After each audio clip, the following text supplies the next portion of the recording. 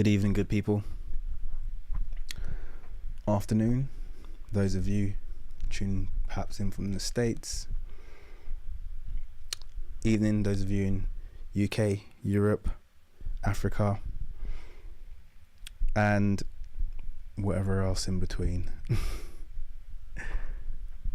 Really good to have everyone here. I posted a poll, by the way. If you haven't seen it, please do get with the clickety-clacking.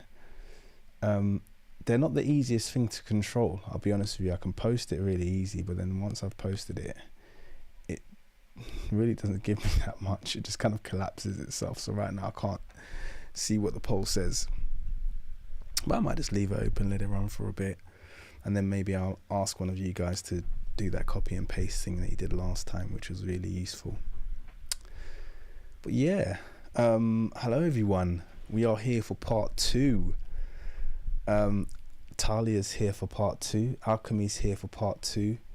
RJ's here for part 2, and I'm definitely here for part 2. I'm actually looking forward to this part because this part actually really gets down to the meat and bones. Those of you who were here for the first live stream yesterday, Cicero's here in the chat as well. As long as you promise not to spam the comments, Cicero, I'm sure none of the mods will block you. Okay, so you just have to let the live stream take place. I know you'll have your things to say, but I also know that you're quite hard of hearing, or at least hard of reading, and you just kind of like go through it once you've got your bit between the teeth. So just try and, you know, bear in mind this is a live stream and people want to listen and not just read. So just putting that one out there just to make sure that this gets managed correctly, and also you don't feel like you're being slighted if people tell you to just tone it down. Okay, but that's it really. I want to get started. This part actually was good for me to write, and actually feel like this is the part of the paper that actually gets down to some meat and bones of some of the stuff and processes that take place that I feel that are some of them are misguided, others of them I feel are and underhanded, and I'm quite open about that. So, you know, yeah, I think you used the word refute very lightly, Cicero. I think we have different definitions for it. See, a refutation, in my view, is when you prove someone wrong, and I don't think you do that very often. I think you raise other items of thought to say, well, this doesn't mean this or that doesn't mean that, but that doesn't qualify as a refutation. Okay. So I think this is the issue. I think you definitely overuse the word refute, and it kind of undermines your argument when you do that. So try to, you know, you can post a response to something, but, you know, don't overcook it. It's not always a refutation. I don't think you've done a very good job refuting anything that I've said, to be honest, from the start of this debate. And that's just me being really honest. Okay. And you know I'm honest with you because by the way we're talking right now, we're very candid with each other, and this is exactly how I talk to him when we're messaging each other back and forth. I don't pull my punches, so I'm not going to do it in public. So yeah, you're very welcome to be here, but if I don't agree with what you're saying, or if I think what you're saying is, you know, a fabrication, I'll definitely I'm gonna pull it out. And anyway, the paper I think does a really good job of all of that anyway. So greetings everyone. Let me just quickly check how many people are here. Part 1, we covered the anthropological issues that we have, and basically that's kind of like the general approach of and problems that you have in the field of forensic facial reconstruction. And I think one of the issues you have in the field of forensic facial reconstruction that I highlighted quite a lot is that the artists are very, very selective with the data they use.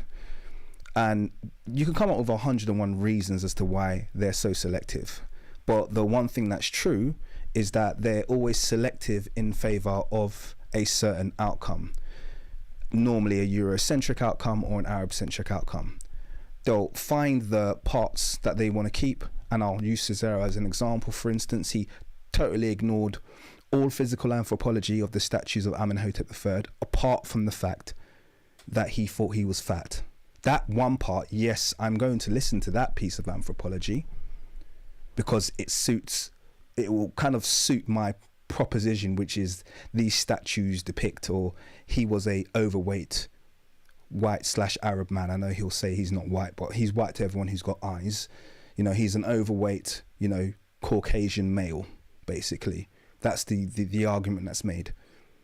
But all other aspects of the physical anthropology and the artistic, you know, the cultural anthropology, the statues, we ignore the rest of them, but that one. So it's like we ignore the statues, apart from the fact that this statue makes him look a bit overweight. That's the kind of inconsistencies that we're going to talk about and expose them. So that's why it's called part 2, exposed. We're going to be very, very straight to the jugular, and I'm going to dive straight in because it's quite late over here, so I'm quite hungry to get my teeth, or bit between the teeth, I like to say. So let's get cracking. Thank you everyone for joining us. I just want to give a quick shout out to everyone, actually. So I'm going to give a shout out to Just Me, Laurie, Yetunde, Talia, Richard, Zehofen, Joy, RJ, Saladin, AV, Laurie. Have I already said Laurie? I have. I'll say it again, Laurie. Reba, Patrina, of course, one of my members, highlighted in green. Look at that. That's quite cool, isn't it? Ronald, you are all very, very welcome here. But I'm going to stop reading out names there, otherwise I'm going to get like 100 in a row and I have to read them all out. So let's get cracking. I'm going to pull the paper up on the screen and we're going to read. All right, so this is where we left off last time, I believe. Methodological inconsistencies by the multinational team. I believe that is where we left off. You know, I was sure and now I'm not so sure. Give me a 10-second. Give me a 10-second time gap just to make sure I am starting off where we stopped off and we don't miss a big chunk of the paper. If it just doesn't work. Goodness, scroll out here. Yes, I'm exactly in the right place. Good, that's all I want to check. All right, let's get going. Methodological inconsistencies by the multinational team. And those of you who are here in the last live stream will know the multinational team is just a just kind of a tag that I give to Cicero Moraes and Michael Habicht, and obviously there are other people in the team, but I just call them the multinational team because they're from various countries and they're working together. So it's just the easy way to kind of like summarize them together. The recent reconstruction of Amenhotep III by the multinational team exhibits problematic methodological exemptions and questionable decision making. Many of these are linked to interpretations that have been influenced by and hence result in the perpetuation of Eurocentricity.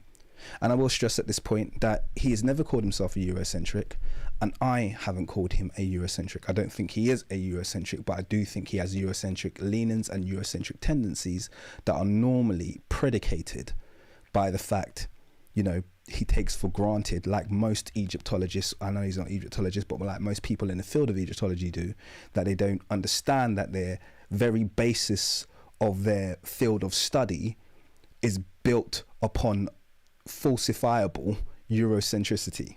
Okay, Egyptology is built, so you have to literally investigate everything from the ground up, because every conclusion you get has been built on a Eurocentric foundation.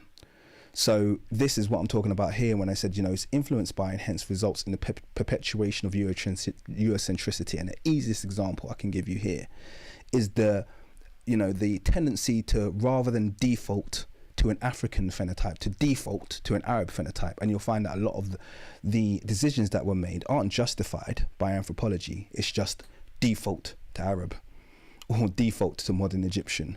You know, that's an example of Eurocentricity. Let's carry on. Selective inclusion of anthropological data. The selective use of artwork and anthropology suggests a non-systematic approach to decision making. Often participants are unaware of just how biased their behaviors are. Consider the earlier cited examples regarding how Tutankhamun's portraits are treated differently to Nefertiti's in the estimation of the appearance of both monarchs. So remember, the example that we gave in the last reading was that you had the same reconstruction artist, Elizabeth Darnes, who did the reconstruction of Nefertiti and the reconstruction of Tutankhamun. When she did the reconstruction of Nefertiti, and by the way, KV35 younger lady is not Nefertiti, but when she approximated KV35 younger lady to be Nefertiti, they used the portrait of Nefertiti, that single one portrait of Nefertiti, that is, by the way, controversial. So they used the controversial bust of Nefertiti as almost a guide. They basically built the reconstruction to look as much like the bust as possible. They copied skin tone, they copied styling, they copied as much as humanly possible, although it wasn't very possible because they're totally incompatible. They copied features, they copied everything they could to try and make it look like the bust of Nefertiti, which it didn't, because they're totally incompatible. They are different people, and the bust of Nefertiti is likely, I'm not gonna go as far as to say it's a fake because I haven't released that paper yet, but yeah, let's just say that, okay? So, but when it came to that same reconstruction artist, exactly the same reconstruction artist making the reconstruction of King Tutankhamun, not a single piece of his artwork was used. All of his artwork was considered, oh, it's not important, it's not important, we've got the skull, we got everything we need. And all they did was use the skull and use Egyptian tissue data and maybe use some kind of like results from the genetic studies to kind of suggest, oh, well, he would have had deformities here and this, that, and the other there. Not a single use of the artwork, not once. No reference to the consistent use of skin tone in Tutankhamun's mannequin, his golden throne. All of his serious, very serious portraits show him in exactly the same reddish brown skin tone. Total ignorance of that. No reference to the very fine detail that's shown in Tutankhamun's portraits. None of that. That show him with the same face over and over and over again. Nope, not important. All we need is the skull. So this is the issue here. You have the same reconstruction artist and two entirely different approaches. Total inconsistency between the two. Okay? Let's carry on. How repeatedly the same reconstruction artists switch their protocols arbitrarily, yeah, and always in the direction of Eurocentricity. This is the theme. Mr. Moraes has been guilty of this same inconsistency, selectivity, and bias in his treatment of the data provided by anthropology. In the case of Nazlet Keita and Sekenenre Tar, these are two reconstructions that Mr. Moraes did do that I thought were good. In the case of Mr. Moraes made the bold decision that the persons were of black African descent. This was based on the configuration of the skull being, and this is a quote, consistent with anthropological analysis carried out on the skull, suggestive of African Negroid ancestry.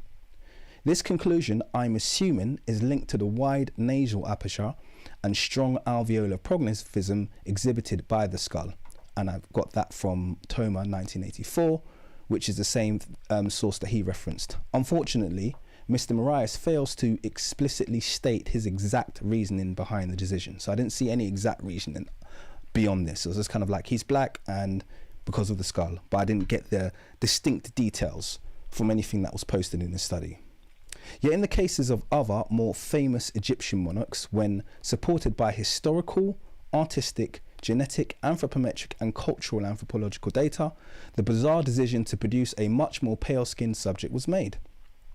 This may be an overemphasis being placed on true Negro stereotypes, that is, in the absence of absolute confirmation of Negroid characteristics. So, bear in mind what I've just said there. Nazlet Keita, for instance, had what we would classify as confirmation, let's say, really strong Negroid characteristics. So what are these? Wide nasal aperture, okay, strong alveolar prognathism. These are things that I'll say, okay, well, this is definitely a Negro, okay?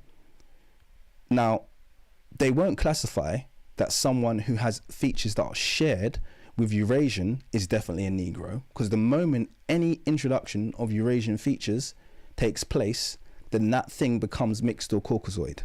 This is always the treatment. You have never found a skull in Africa with a narrow nasal passage that they will not suggest to you is mixed with some kind of Caucasoid ancestry. Yet you will go to the African continent and you will find probably 30% of the population with narrow nasal passages. So do you see the inconsistencies here? So let's carry on. The specialist will default to non-black, even in Africa. And I'm just going to quickly go to the top. Blackness must be proved, never assumed. Someone without the requisite knowledge of East and Sahelian African phenotypes might assume that the only cranial traits attributable to African people are broad nasal apertures and substantial subnasal prognathism. By the way, I have neither of these things. And I would hasten to guess that I'm fully African, but I have neither of these things. I don't have a very broad nose, and I barely have any subnasal prognathism. I'm almost orthognathic. I'm a little bit prognathic, but not a lot. However, if one views the image below, you will see a spread of Rwandans from the same ethnic group exhibiting a full range of cephalic indices, so that's the length of the head in comparison to the width, gnathic indices, so that's how prognathous or retrognathic they are, nasal widths, which you know what that is, size of the nose, and lip sizes, yet none of these individuals could be classified as less African than the other. So it's really important that you understand this, and I'm just going to pull that picture up. I could scroll down for it, but I want to pull up a full screen one because I think this picture illustrates the point very, very strong of what we're communicating here. Do I have it here? I do have it, I believe. Just bear with me. Here it is. So this is the image I share in the article, okay? And I share this image to show the point. Let's look at these people one by one. So this first Rwandan is incredibly dolichocephalic. You can see in terms of how narrow his head in comparison to how long it is. Okay, he has pretty much a hook nose. It's a relatively narrow nasal aperture. He has full but thin lips, and he's almost perfectly orthognathous. If you look at the next one, he's retrognathic, okay, something that they would assume is a Eurasian feature. This man has clear retrognathism, yeah, very receding jawline here. You can see the mandibular retrognathism is very strong here. He has a very narrow nasal passage. He has strong dolichocephaly. I mean, this is just like almost this is very similar to Rameses, to be honest with you. Very similar features to Rameses. Strong zygomatic projection, you can see there. Very, very similar to Rameses here. Strong zygomatic projection, retrognathic jawline, although his one could be, Rameses' one could be artifice. Very strong, narrow nose with a strong nose bridge, and dolichocephalic. This combination of features, you will struggle to find this combination of features outside the African continent, I will stress, by the way. That's another thing that they like to miss out. They like to miss out the fact that dolichocephaly, okay, is something that is very suggestive of African ancestry. They just like to ignore that when they're making their assumptions and guesses about what ethnicity someone is. Let's move on to the next one. This is the one that I said looked a bit like Caffrey's statue. Once again, suggestive of mild, maybe, yeah, I'd say still maybe dolicho, maybe slightly mesocephalic, maybe like in the middle, similar kind of cephalic index to myself. Narrow nose passage, again, full lips, but small mouth, and I could go on. But then when we come down here, these are the ones, the only ones that they would say, oh, these ones are true blacks. These are true Negroids. Look at the broad nasal passage here.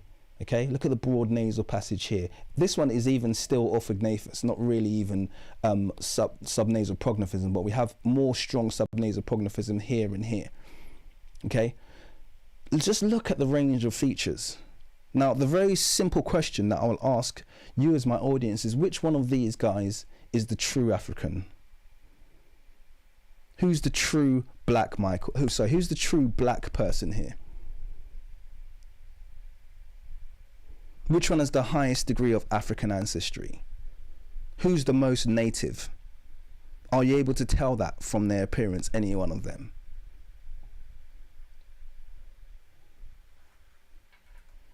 Because I would argue what you're seeing here is just simply an expression of African phenotypic diversity. You would insult any of these people by suggesting any of them are less African than the other. Because I guarantee if you take this man over here, he's probably got limb proportions like the Maasai, super long limbs, African limbs, you know, typical of people with this kind of phenotype, fully African.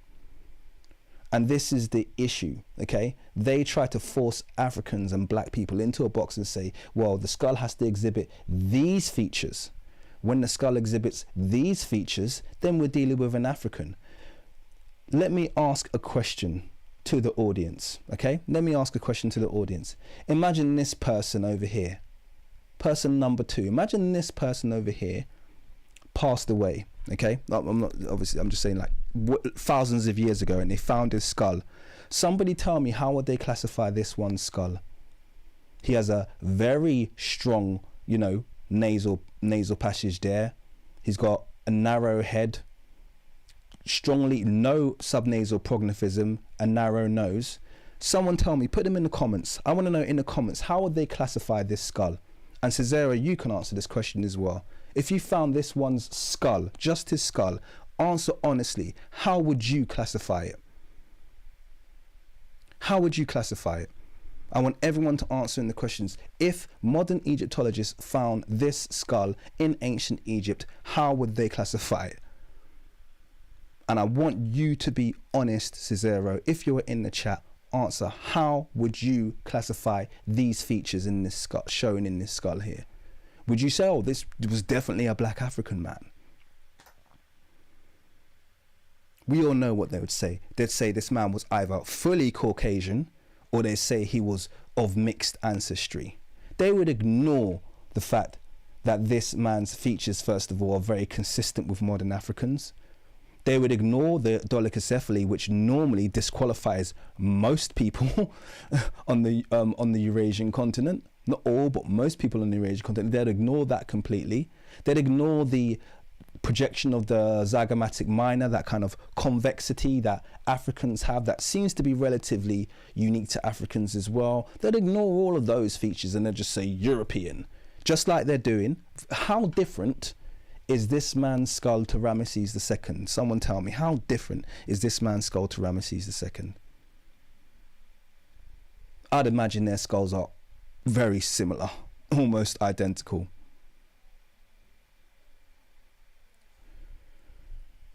So I think that point has been stressed and made quite clearly. All right, let's carry on reading the paper. Thank you, by the way, for all your answers. So you can see that everyone's saying Caucasoid. Now, we're not saying this to be facetious or to start arguments. We know how Egyptology works, and we know how Eurocentrism works, and we know how biased against Africans you are. We know that. We know that in this community. We are not stupid. You will constantly find and dig up our skulls and make them into Europeans. So hopefully now you can see how frustrating that is for people of African descent to constantly be called mixed, or, you know, without any justification, reclassifying skulls and telling you that they're not fully African. It's incredibly frustrating. And by the way, to be clear, that's one ethnicity there. Those are all Kenya Rwandan speakers. Yeah, those are all Rwandans. All of those people are the same ethnicity. So before anyone tries to give me any feedback there, those are all people of the same ethnicity. We're talking about a single ethnicity. We're not even spreading across the Sahel at this point. We're not even going into the Horn of Africa. We're not even going down to the south of Africa. We literally just picked one Central African country, and you can see the kind of diversity that exists there. These are all native expressions of the African phenotype that are present throughout the Nile, the Horn, the Sahel, and large parts of Central and Western Africa. So how can one assume race by the skull alone? Let me restate that point. How can one assume race by the skull alone? Isn't that something that keeps coming up? Okay. How can one assume race by the skull alone when so much craniometric overlap must occur? It should also be noted that ancient Egyptian crania expresses many exclusively African traits, such as high rates of dolichocephaly. Okay. This is something that's not known. Now, bear in mind, I'm not saying that dolichocephaly is an exclusively African trait. I'm saying high rates of dolichocephaly is pretty much confirmed to be a very African trait. You only find high rates of it within a population amongst Africans. When they occur are either hidden attributed to mixing, ignored altogether, or in some cases, a mixture of the above. The tendency to include European/Mediterranean admixture at the slightest hint of overlap, but the refusal to exclude based on traits that are unique to Africans is an anomalous but all too common behaviour in Egyptology. So I hope you guys get that. Crenshaw Grindy said, do you need a question mark on that sentence? Probably. Probably do. I'm not, where is it? I'm not even sure where it is, but you're probably right. This one thing that this reading is doing is highlighting some of the errors that I need to fix. Thanks for pointing that out. But anyway, let me read that last sentence again. The tendency to include European slash Mediterranean admixture at the slightest hint of overlap. And notice I said overlap because these aren't their features. Ooh, a narrow nose. We have narrow noses too. Therefore, it must be European or Mediterranean. But the refusal to exclude based on traits that are unique to Africans, such as dolichocephaly. Wait a second, these skulls are really strongly dolichocephalic. That's incredibly rare outside of Africa, or those not admixed strongly with Africans. So therefore, let's classify that this is an African skull, said no Egyptologist ever in the history of Egyptology. Do you see how this works? Bani Rwandans are of the same ethnicity in Central East Africa, exhibit a broad range of phenotypes. The first three examples exhibit none of the traits associated with skulls classified as black, i.e. broad nose, prognathism, recessive nose bridge, yet they are equally as African as some of those which do exhibit some those traits, highlighting the problem of not being aware of African phenotypic diversity.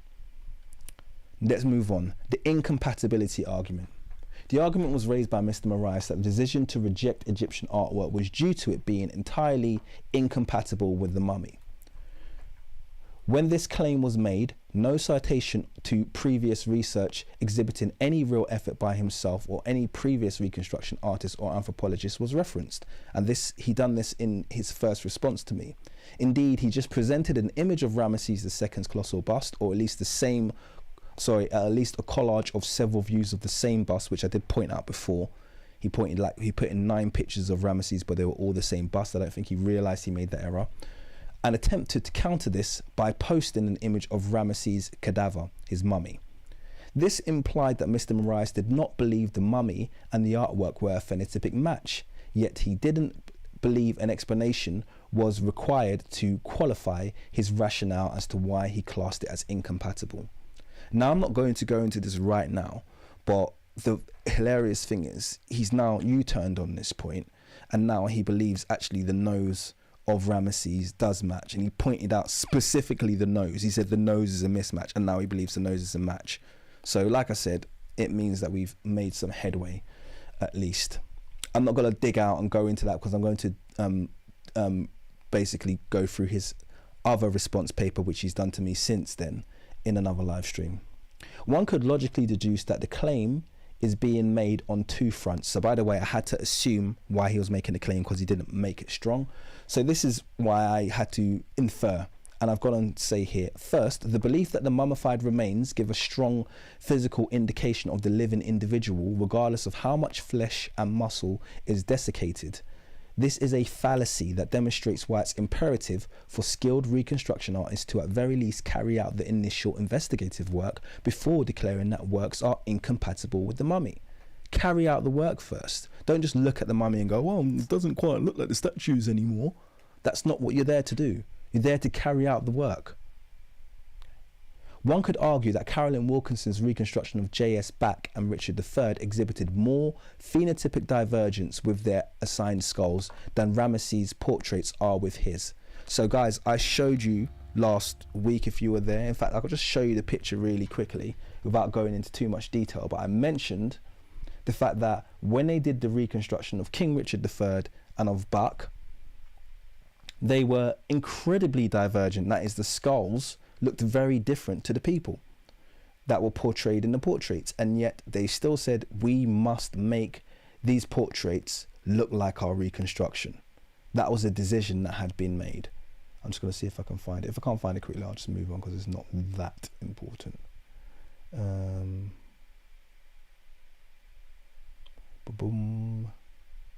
I'm going to move on.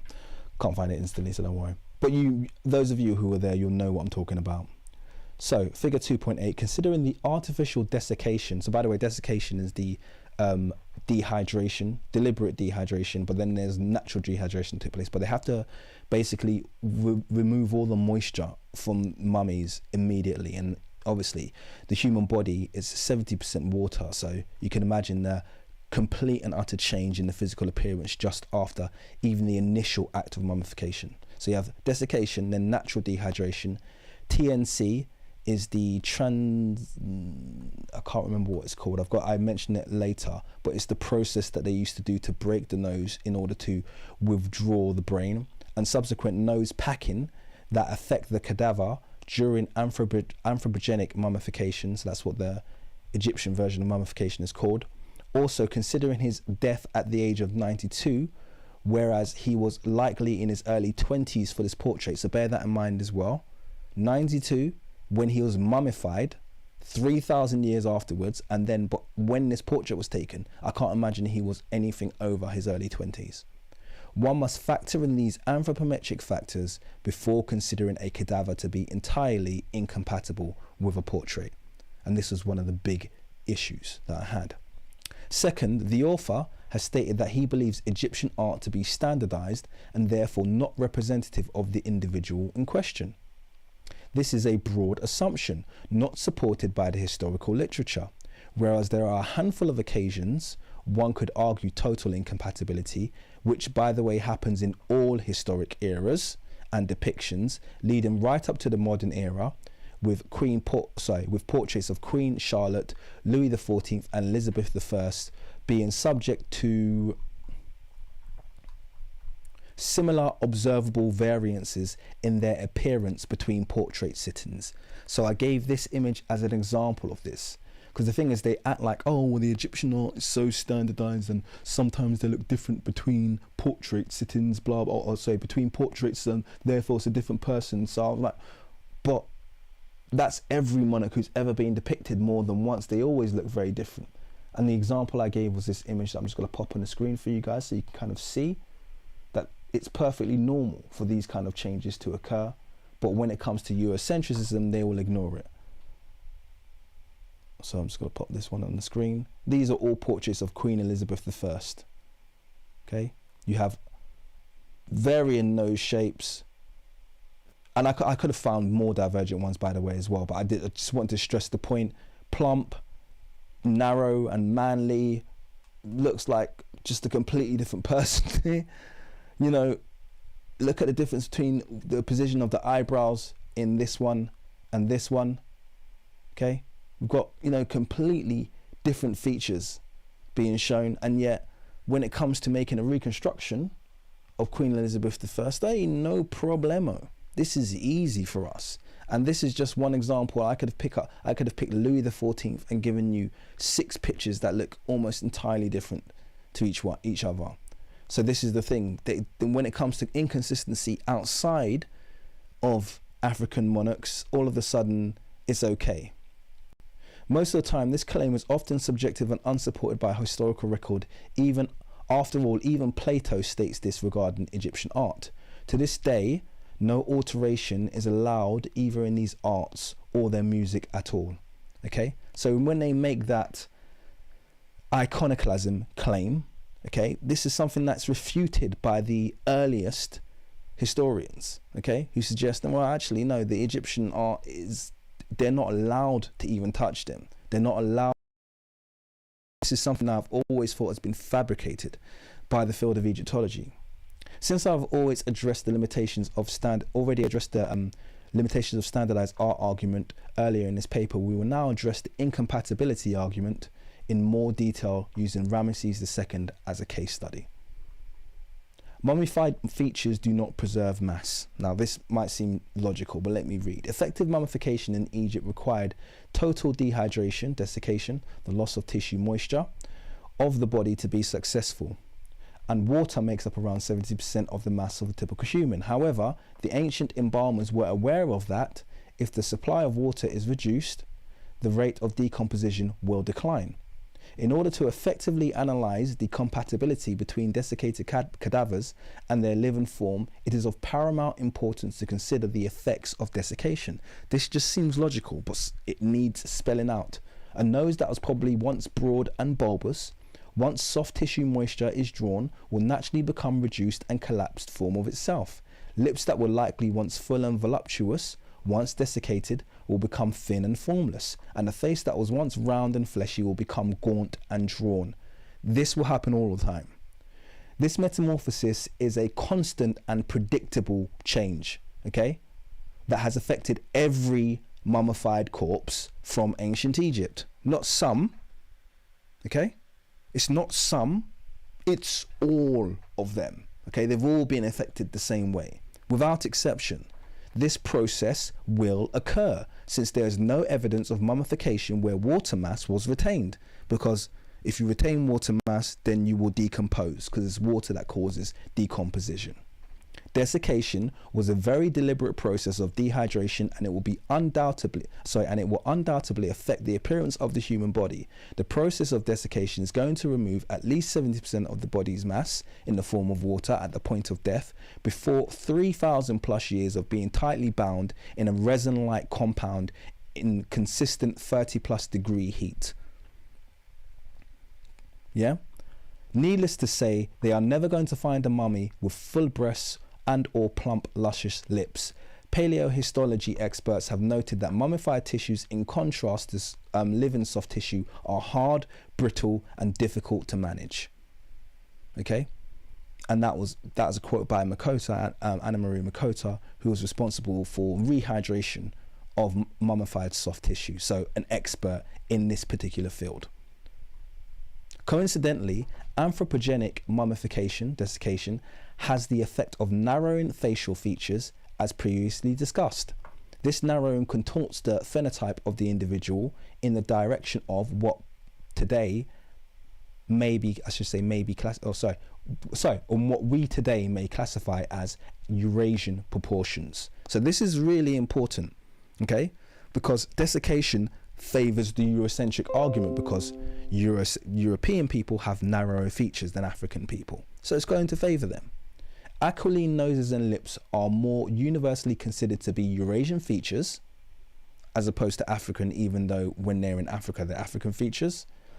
And this leads some to erroneously consider the cadaver's appearance to be typically Eurasian. This is erroneous, since not only are these features common on the African continent, every mummy will possess them, irrespective of their appearance in life. In the case of Rameses II, consider the invalidity of comparing an old man mummified over 3,000 years ago at the age of 92 with a portrait likely produced in his late teens or early 20s. It is very possible that his nose and lips were every bit as broad as they were portrayed in the portraiture when he was alive. One should not be surprised that there is a physical divergence between the mummified individual and the living portraits. It is to be expected. Okay. Now, a lot of you, when I was reading that, would have said, yeah, that's all common sense, mate. And to those people, I would say, you are right. But it's amazing how much spelling out we have to do. Okay? It's amazing, we as African people, how much spelling out we need to do. 2. Africa is home to a plethora of physical features, including hook noses. Rameses II's prominent nose, as depicted on the artwork, having almost entirely lost its soft tissue moisture and volume, is going to appear different. In addition to this, it was custom to break the nose to widen the nasal aperture using a chisel during an extraction process called transnasal craniotomy. Yes, transnasal craniotomy.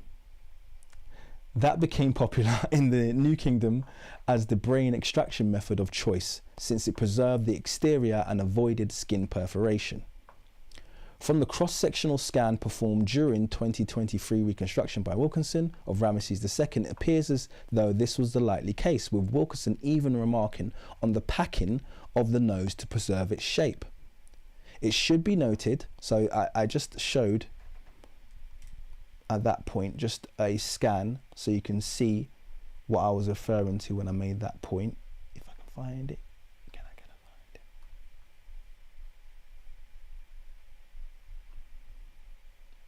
And then the thing is, if I can't find it, I've got to scroll down.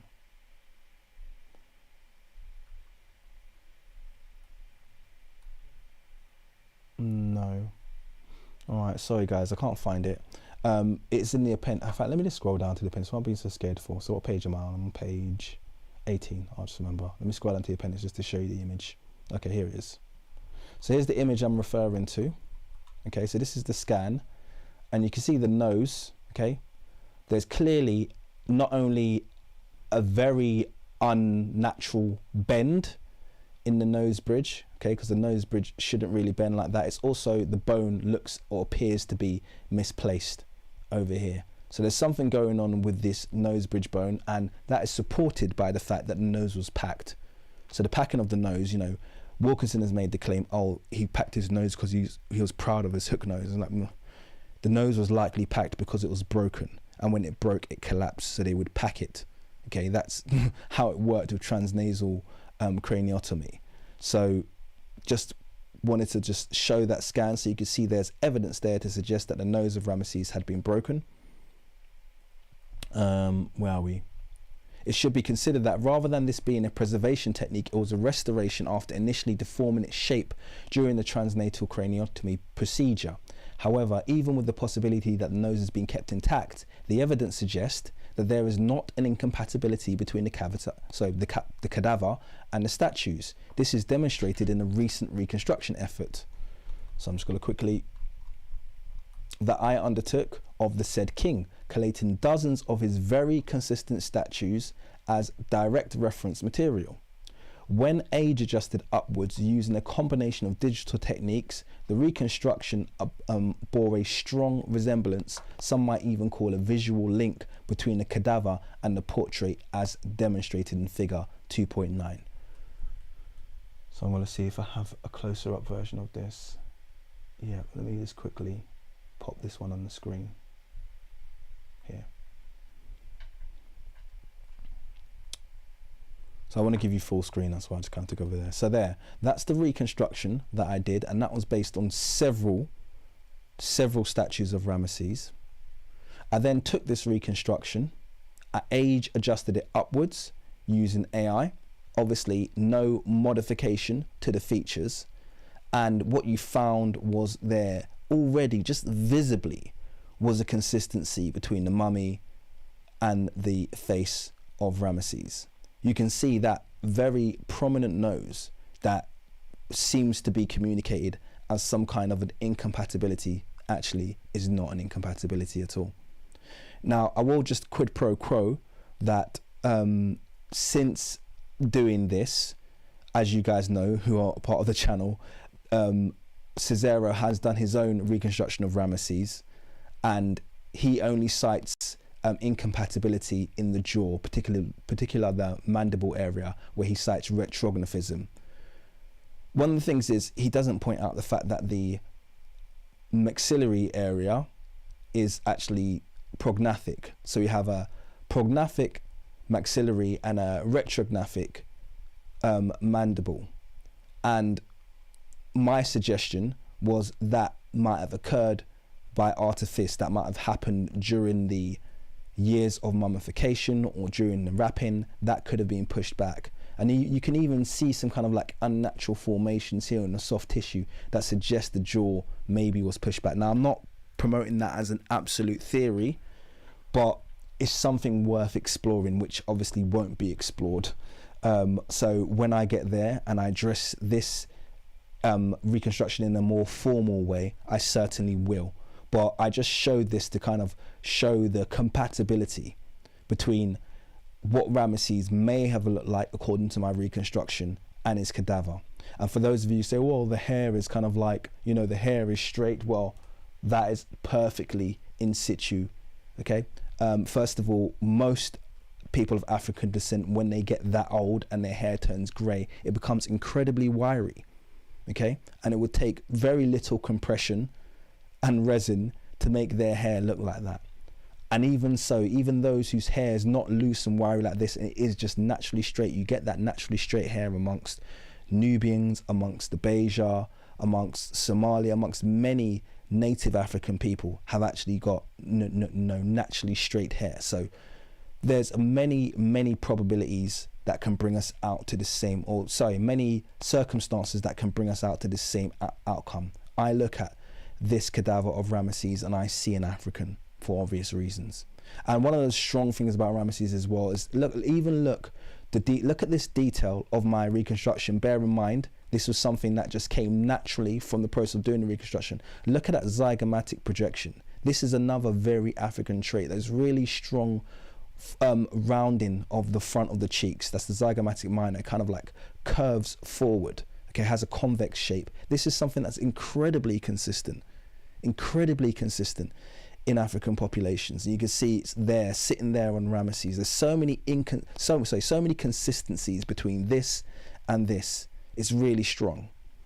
So yeah, I think I've pressed that point. Let me carry on. This belief that Rameses II's mummies is perhaps of a different racial stock, which I've said here is inferred because that wasn't actually said, but that seems to be the inference. I wish there was more detail given on that paper. Due to his wavy gold hair and hook nose is also a fallacy that I will go on to disprove. I am forced to embellish Mr. Moraes' logic since no justification was actually provided. And I've said here, our reconstruction of young Rameses was based on a collation of multiple portraits of Rameses. The colossal busts from Cairo, Luxor and British Museum, all created contemporaneously to his life, were utilized as reference material. His consistent features enabled us to make consistent approximation left. Okay. We age adjusted the reconstruction using a combination of digital techniques, including AI. The age adjusted reconstruction shared a closer phenotype with the mummified remains of Rameses II. Okay, so I'm not saying they're exactly the same, but certainly close enough for us to consider doing this. The physical features that give Rameses such a recognizable profile are very much compatible and commonplace with surrounding Nile Valley populations of East Africa, as seen in the depictions below. Rameses' hook nose is not an exclusively European feature or a feature resulting from or necessarily indicating outside admixture. It is a common and observable feature along the Nile. And I just want to show you this image collation just to really push home this point.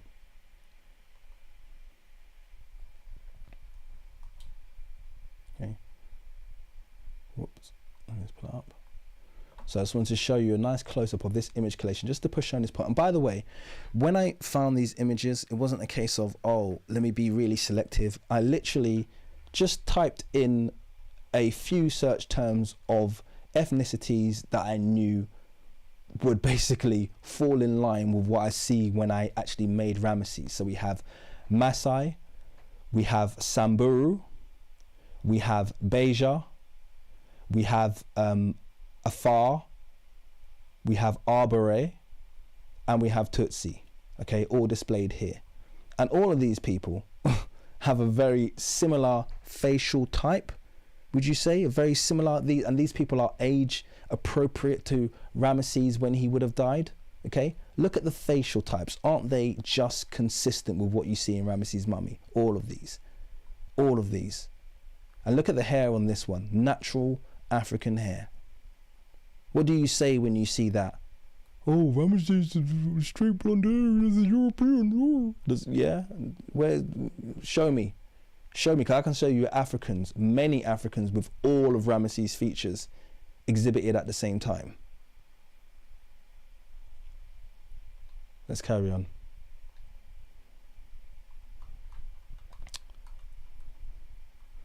So I've just left a little note here. Rameses' infamous hook nose, although likely amplified by packing of the nose and TNC procedure, is still well within the phenotypic range of native Northeast and East Africans. This compilation of Beja, Afar, Samburu and Maasai men demonstrate everything from hair to features in native African expression. Okay, so you can just see that there. Look at the nose. Oh, Rameses. So this is just normal African variance showing itself. It is as native to Africa as his wiry white hair, which after 3,000 years of heat compression under resin has, as expected, lost its natural texture. and his dolichocephalic skull, another regional normality. Hopefully you can see from these images that, by the way, are a typical phenotype to be found in Northeast, Central East African men, not to mention other African groups, at a relatively high frequency. This is illustrated in figure 2.1, also this figure over here. Okay, so you can see it there. So this compilation image, I think it's very similar to the one I just showed you. So I'm not going to try and find the image again. I think we've kind of made that point. The examples should demonstrate that the ancient Egyptian illustrious artworks deserve the respect of at least being explored as reference material before being disregarded as incompatible without adequate justification. So that really is the point that I'm driving home here. I know we stayed on that point for quite long, but I really want to drive home the point. Don't just throw out Rameses' mummy and then throw out a statue and go, oh, incompatible, because hopefully you can see that through that series of processes and images that I showed you, that actually is perfectly natural and perfectly normal. Okay, I'm wondering where Cicero is. He hasn't posted a comment, which is, I'm actually relieved, because he was he was annoying me a little bit earlier, but I don't want him blocked, so I hope no one's blocked him. If one of my admins have blocked Cicero, you need to let me know, because I'll have to unblock him, because I don't want to do that. I don't want to block him. He's not that bothersome that he needs to be blocked. So if you have blocked him, do let me know. I don't think anyone has, but just let you know. Okay, orthographic and orthodontic critique. Now, guys, we're gonna really start getting under the hood here. So, who's still with me? Well, give me some comments of confidence. I know some of you might be behind me because I heard the ads are doing something weird today. But if you're still with me, just give me a vote of support in the chat. Yeah, give me a vote of support in the chat. Let me know that you're here. Let me know that the pace is okay, and you're not being bored off your, bored your socks off, And actually, whilst you're doing that, I'm gonna give a quick thank you to Dragar 001, who says he's clearly a Chinese woman, which, yeah, why not?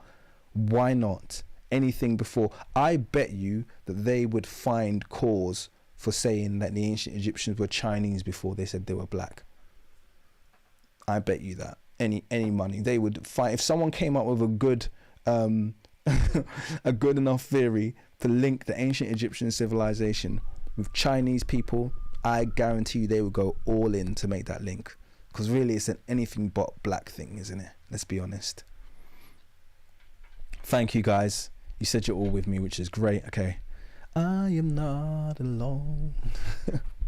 All right, let's carry on cooking. Orthodontic and orthographic critique. Okay, this is when it does get good. When the skull was rebuilt by the multinational team, we noted a few concerning areas. To be clear, in a situation where anthropology was being utilized alongside the skull to cooperatively form a cohesive outcome, this would not be a concern. So if they were in a situation where they're rebuilding the skull but they're using a full suite of anthropology like I'm recommended, I wouldn't mind a few little errors in the skull. However, given that the multinational team had made the decision that all anthropological data was of no value in this reconstruction, and that's what Moraes said. He said, we have the skull, the statues are of no value, don't need all your anthropological jibber jabber. We have the skull, that's priority. And all decisions were being based on the appearance and characteristics of the skull alone. These minor inaccuracies could, and in fact did, equate to massive misrepresentations in the final approximation. This is first seen in the incorrect. So guys, I want you to pay attention here, because I really am going to expose some really, I would say, questionable things that I've seen in the process. This is first seen in the incorrect closing of the open jaw, leading to excessive overbite caused by the fabricated retrographism of the mandible. So remember, we're talking about the mandible is your lower jaw, retrographism is when it's just pushed back. And in the case of Amenhotep, his retrographism is entirely fabricated. Okay? In response to this, we too created our models of the skull using existing imagery of Amenhotep III, but I didn't find causality to jut the mandible backwards when the jaw was closed, as seen in the multinational team's rendering of the jaw. since it wasn't a trend I'd observed in the mummies of the Amarna lineage. This decision by the multinational team to do this is subtle, but the result contributes to the visible Europeanization of the skull's appearance. Okay, so I've given you a very clear image here. Big shout out to Kareem, who's joined my supporters. I appreciate you, my brother, who's my newest member. Great to have you here, and thank you for your contribution. I appreciate you. Let's carry on. So over here, A is a photo of the cadaver of Amenhotep. You can see the jaws open, and bear in mind he used this photo, these images, this image and another image of Amenhotep to make his skull approximation. Same thing that I did. And damage to the frontal orthographic region. So remember, when we're talking about Amenhotep III, the entire front of the orthognatic region has been broken. Okay, and I'm going to have to show you images here because some of you may have forgotten. I did show you this before, but let me just quickly pull this up so you're aware of what we're dealing with. By the way, this isn't the nicest image, so a bit of a warning before I show it on the screen. Close your eyes if you're squeamish. So you can see here all of the damage that has taken place here. And bear in mind, it is in these front teeth, these incisors, that you'll get that full expression of subnasal prognathism, particularly if it expresses itself through overjet of the top teeth. Okay, so when they kind of tilt forward, this is where it will be expressed. And unfortunately, that entire region basically is missing in the case of Amenhotep III, which means you have to build it back. So logically, I would say if you're going to build it back, maybe compare his skull to some people in his family and try and get something that equates to the same. I don't think that was done. B, Mr. Moraes' rebuilt skull has forced retrographism, so he's forced that jaw back. You can see that jaw should basically, when it's closed, there's no reason to force it back. You can see where the teeth line up. And the mandible, and reduce the alveolar prognathism of the maxillary. So not only that, but he's also, you can see the way the top jaw is just kind of leans out slightly, and what would happen at the end is kind of just leaning out. He's flattened that completely. I don't understand why he's flattened I understand why he's pushed the jaw back, but even flattening the maxillary area, knowing that he had missing teeth, so it likely came out further forward, that seems very, very questionable to me. Okay, and in my example over here, I said, look, the jaw's been rendered shut using digital imaging software. You can see here, and I didn't see any need to make him retrographic as he has done here. I didn't see any need to do that. Okay, you can close the jaw without doing that. And I said over here, TKM rebuilt the skull using, digital imaging software, has restored the damaged orthographic region. So you can see those front teeth that would have overjetted slightly forward and leaned slightly on the bottom row. I've restored that in line with how it was done in his family. Okay. To reintroduce mild prognathism, so it's mild, he's not like some greatly prognathic person, and keep the mandibles just slightly behind the maxilla as seen to be indicated in the remains of the skull. So this is an exaggeration in my view, and I showed proof of that in this image I'm just going to share with you quickly, which shows the Amarna lineage. Okay, so these are skulls from the Amarna lineage. Here we have KV55. You can see the way his teeth come together. Here we have Tutankhamun. You can see the way his teeth come together. Once again, he's quite prognathic. Tutankhamun's mildly prognathic. Here we have Yuya, okay, relatively prognathic once again. Ignore the broken nose. And then here we have KV35, younger lady, or even though the mandible is largely missing, you can already see what's happened with the, what's happened there? Yeah, you can already see what's happened there with the top part, the maxillary region. Okay, this is just, you could have just referenced the other skulls to just get an idea. None of them exhibit this flat and then retrographic face that has been rebuilt here. I haven't seen anything like that, and this is one of the reasons why I was like, well, that doesn't make any sense. Let's carry on. Amenhotep III's skull has suffered significant damage to the incisors and frontal naphic region as seen in the depiction. This has resulted in a visible flattening of the subject's profile. So you can see it here. The profile has been flattened by the fact that he's missing those teeth, basically. Since this is the region of the face where prognathism would have been exhibiting itself. Since this region is missing, the reconstruction team has creative freedom to build it back using what remains of the orthodontic and orthognathic area. Once again, I found it telling that the decision was made to rebuild the lost teeth completely flat and remove all maxillary and mandibular prognathism from the front of the teeth, making the subject appear almost entirely orthognatous. This is bizarre because mild prognathism is unanimous amongst the Amarna lineage, as I've shown you in the image, and what is remaining of the jaw of Amenhotep III suggests he had a similar trait. I noted this trait and recreated it in an R2D render of the skull. This is significant as Mr. Moraes admitted the shape of the teeth. This is important now. Mr. Moraes admitted the shape of the teeth dictated the shape of the lips in his approximation process. That's what he stated. He made that very clear in his retort to me. The shape of the teeth dictated the shape of the lips. And naturally, this decision would surely have influenced the very thin lips chosen by the multinational team for their reconstruction. To the contrary, very full lips are amongst the most visible, notable traits of the portraits depicting Amenhotep III.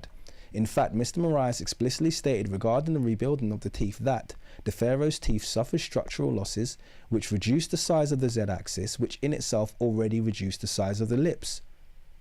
Now that's very troubling, because this suggests that no attempt was being made to correct the damage. He's like, oh well, the teeth has been damaged, therefore we gave him thin lips. It's like, no, you were supposed to build that back. Okay, you were supposed to build that back, but you've just said, oh, the pharaoh's teeth suffered structural losses which reduced his z-axis, and therefore we gave him thin lips. That's word for word basically what you said. This suggests that no attempt was being made to correct the damage, but that damage was used as a justification to make the lips incredibly thin in direct opposition to every available visualization of the pharaoh. So once again, it's going back to this whole idea that the skull is all I need. I don't need any troublesome anthropology getting in the way of me rebuilding this reconstruction. But then you rebuild it back.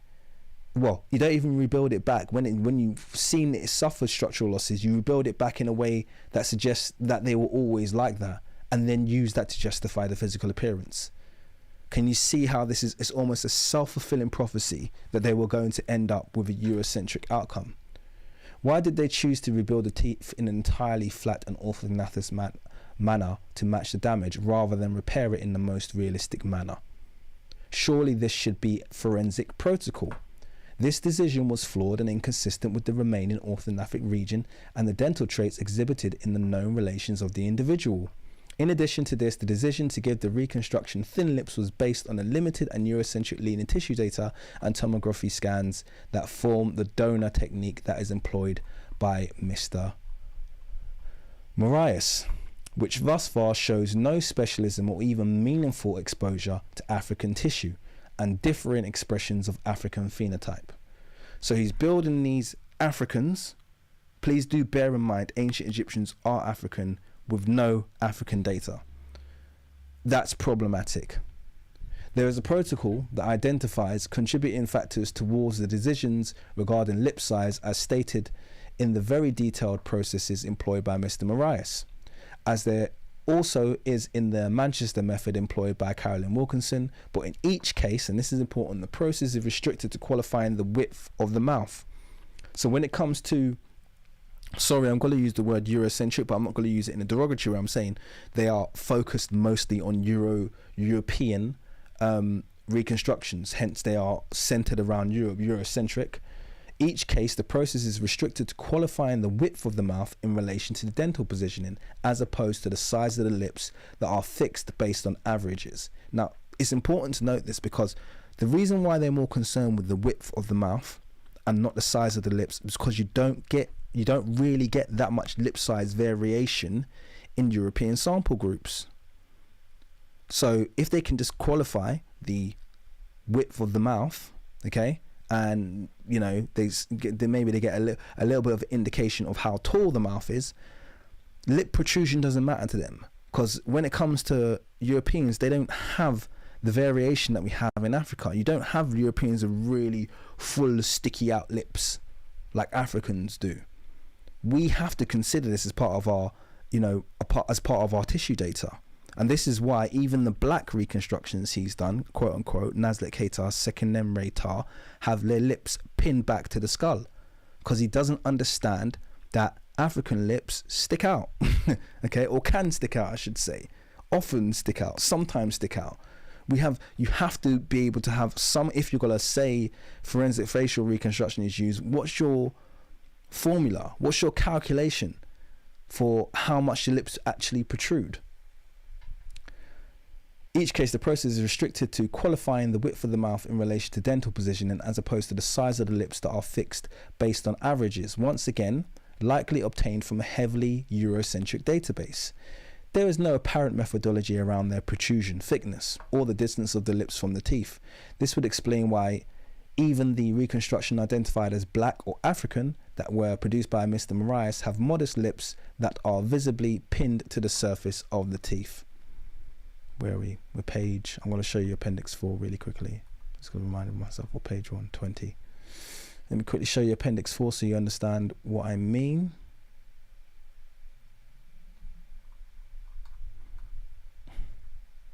Here, so here's his two reconstructions, his two black reconstructions.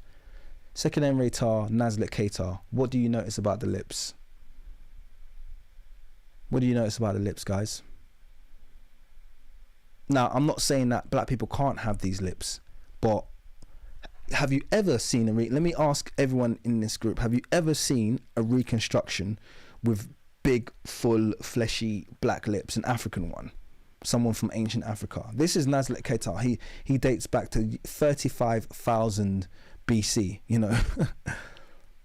No attempt here to maybe put thicker lips on here. Not saying that he did have thick lips. I have no idea. Maybe he did have thin lips. I just find it telling that you seem totally unable to comprehend thick lips in Africa. You seem totally unable to make that link and that comprehension. Okay, and this is the issue.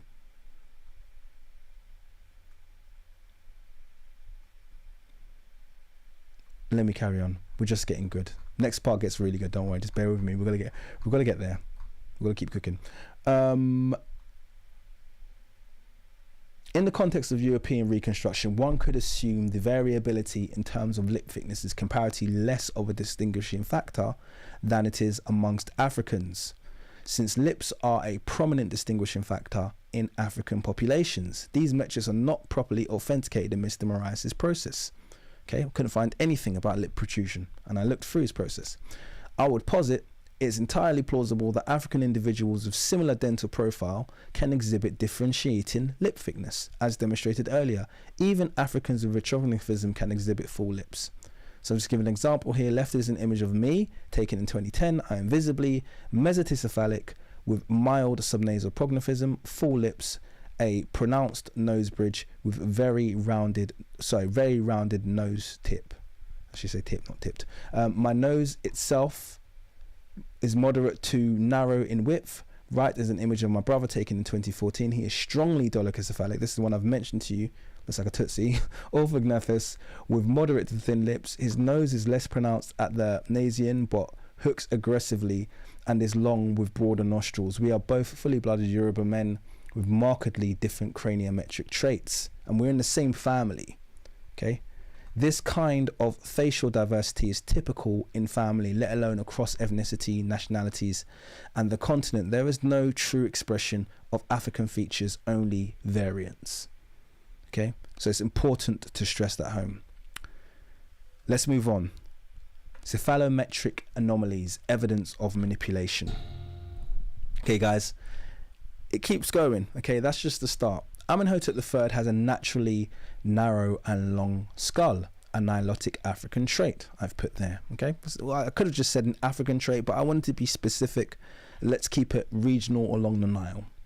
In response, the multinational team have transformed this via the over application of neck fat and tissue beneath the occipital bone, so that's the bone at the base of the back of your head, which has resulted in the fabricated appearance of a round, short, brachycephalic head.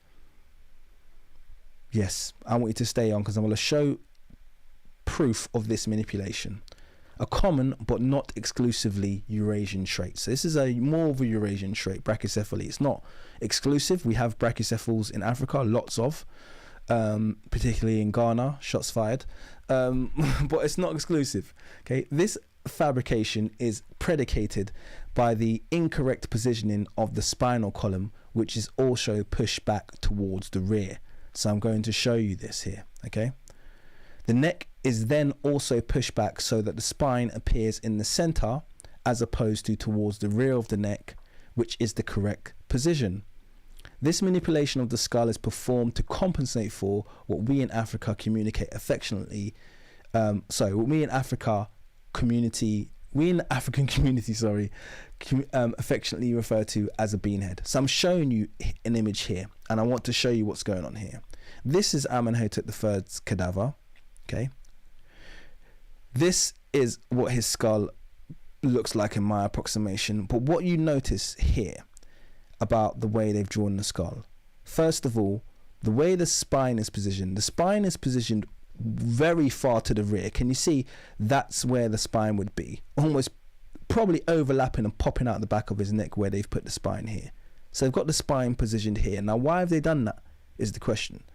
The reason they've done that is to give the idea that the back of his head doesn't protrude out of the back. Okay, that's an African thing. When you see someone with the head popping out the back, yeah, that's called a beanhead. Right? That's an African thing. It's a very African trait. So to reduce that African beanhead, they've moved the spine well off. So the spine should be here. So the spine normally sits beneath the ear and it convexes towards the jaw. So the spine will be sitting around here. He's actually even got it curving in the wrong direction, which I've never seen before, because the spine always convexes towards the jaw. So I find it bizarre that he's even done this. I mean, this takes manipulation in the software to do this, to be totally honest with you.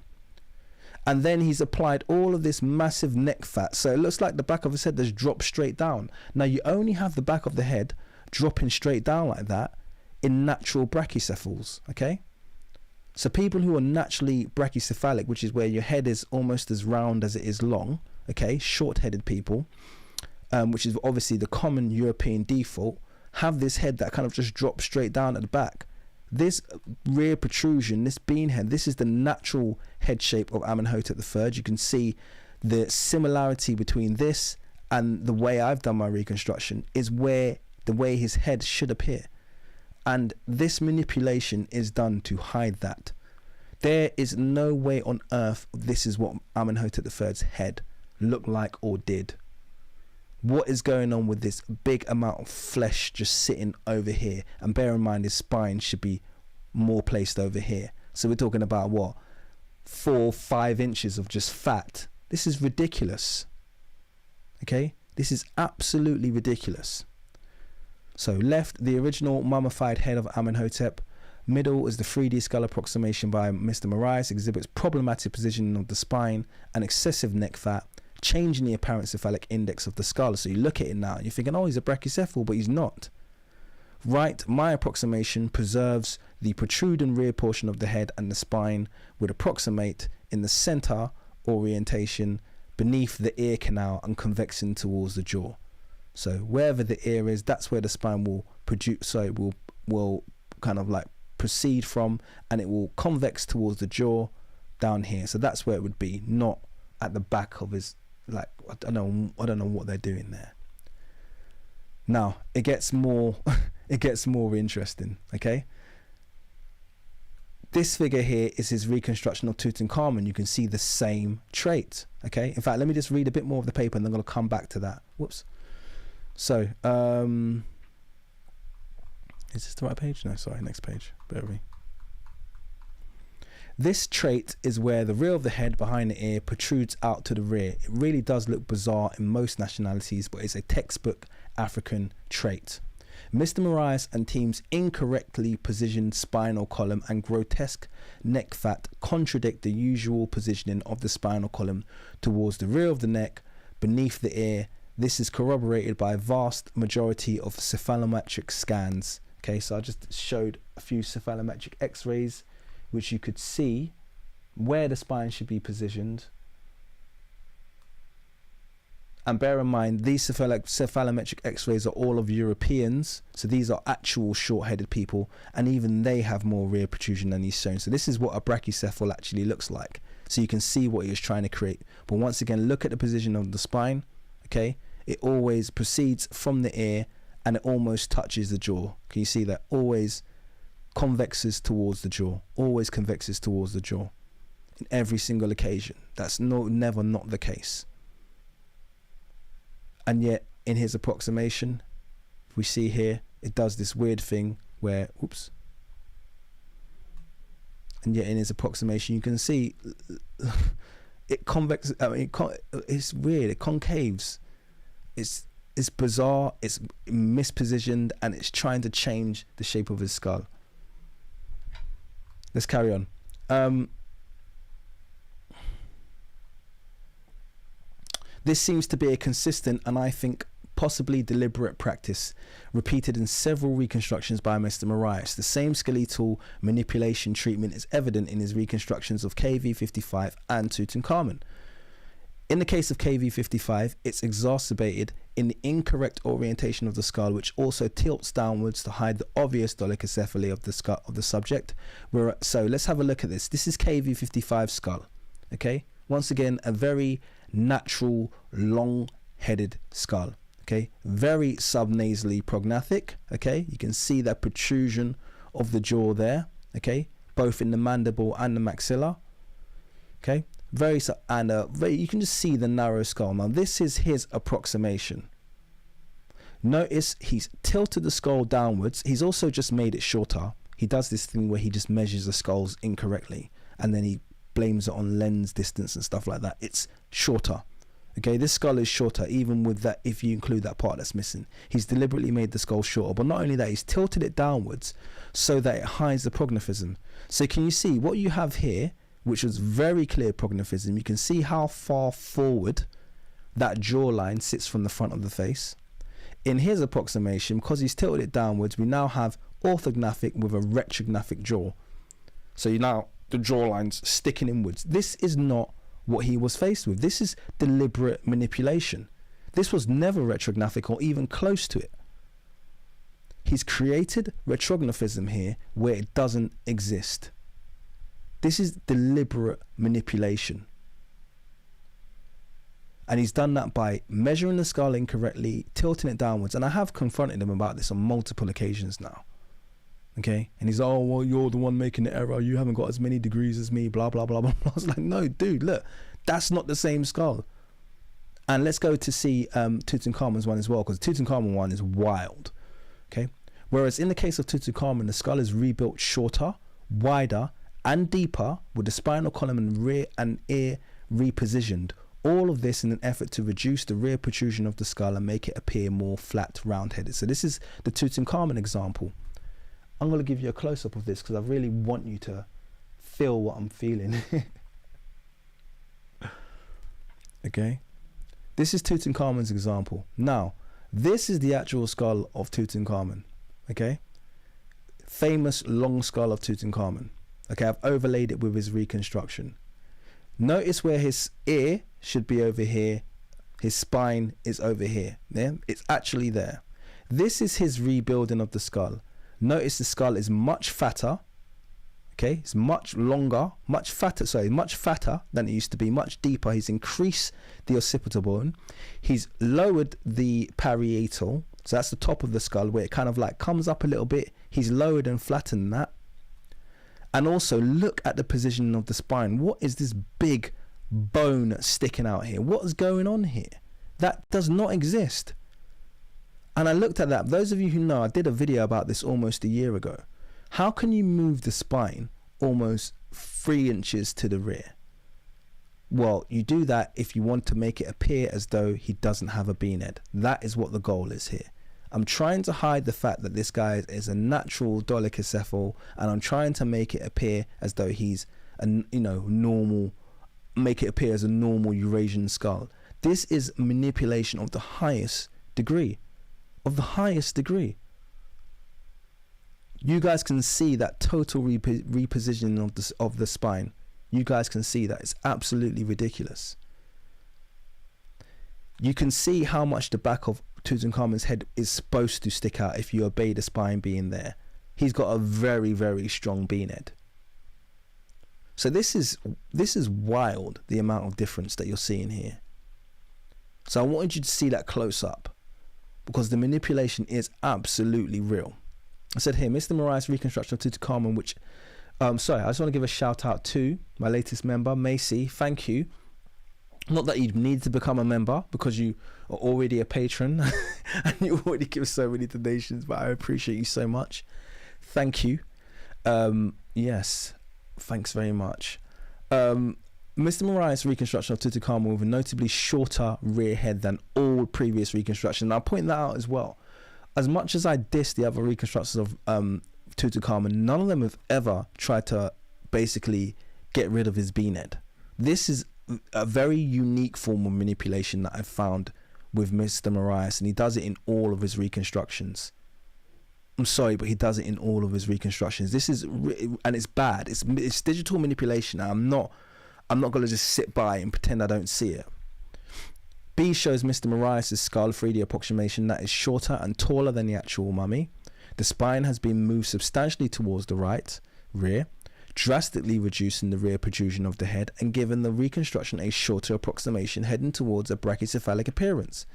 C shows Mr. Moraes' reconstruction overlaid with the actual scan of the cadaver and spinal column. You can see when the spine is positioned correctly, far to the left, convexing towards the jaw like a normal spine, it leaves substantially large rear head protrusion, as we are accustomed to with King Tutankhamun's notorious dolichocephalic long skull. This is ridiculous.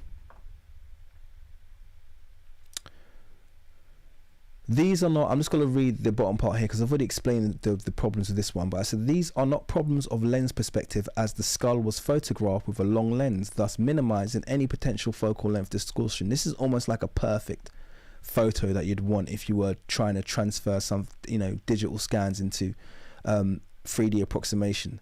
This appears to be an erroneous rendering. Absolutely. It should be noted at this point that an attempt was made to correspond with Mr. Moraes to address this seemingly deliberate anomalies with direct messaging. He insisted that his 3D reimaginings were perfect representations of the cadavers based on existing imagery and were not anomalous interpretations of the 2D images that he referenced to form his 3D skull. He suggested any differences were a result of perspective. I would urge that the evidence suggests otherwise. In fact, there seems to be a continuous trend of de-Africanizing Egyptian skulls and presenting them as brachycephalic by moving the spinal column backwards and reducing its convexity, as I've shown you already, weird shaped spinal columns.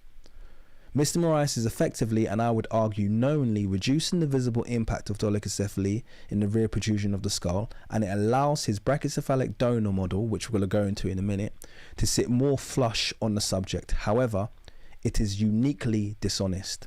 Even Elizabeth Darnes, Tutankhamun's reconstruction that tilted the skull so that its orientation resulted in the parietal, that's the top rear of the skull, bizarrely rising, at least did not attempt to reduce the rear protrusion by direct manipulation of shape in this way. I'm going to show you that, actually, just show proof of that. Even though her reconstruction was god awful, she at least had the gumption to respect the fact that Tutankhamun is a famous beanhead and everyone knows that. So this is Elizabeth Darnes' reconstruction. You can see, even though she's tilted the skull downwards and done her best to manipulate it, the nose is too long because the skull's really tilted. She even knew, like, I can't really hide the fact that this dude's got a beanhead. Okay? And then, but when it comes to Mr. Moraes, look at that. Almost completely erased the rear protrusion. Not only that, but they've made it much bigger as well. And I pointed, in fact, let me just show you what I sent to Cicero, so you know that I really did reach out and I wanted to get some comments regarding this. I was hoping that he would, sometimes people, relent or defend their position, make you, understand something. I didn't get anything. in that realm, so I can only just assume that he kind of, I think he knows he's been rumbled personally. So let me show you what I sent him really quickly, because those of you who've been on my live stream a year ago will remember this, but I'm going to show you quickly what I sent him. So this is what I showed him, and this image, or this scan, this what I created, shows the differences between his final and the actual cadaver of Tutankhamun. So you have that massive protrusion of the spine, not to mention the complete repositioning of the spine. You have this massive inclusion. This is like an inch of occipital bone here. He's increased it massively, and this is why in his study he said, oh, King Tutankhamun's got a 15% larger brain than normal people. It's like, no, you just done his scan incorrectly. They made the head shorter by at least half an inch, and they've lowered the parietal bone, like I mentioned earlier. So we're talking about total manipulation here, and this is when overlaid like for like, size for size. Okay, there's no way you can just get away with that. And so when it comes to all of his scans now, I'm running them through, I'm comparing them. There's no trust, in my opinion, now. Let's carry on. Lack of specialism in African phenotypic diversity.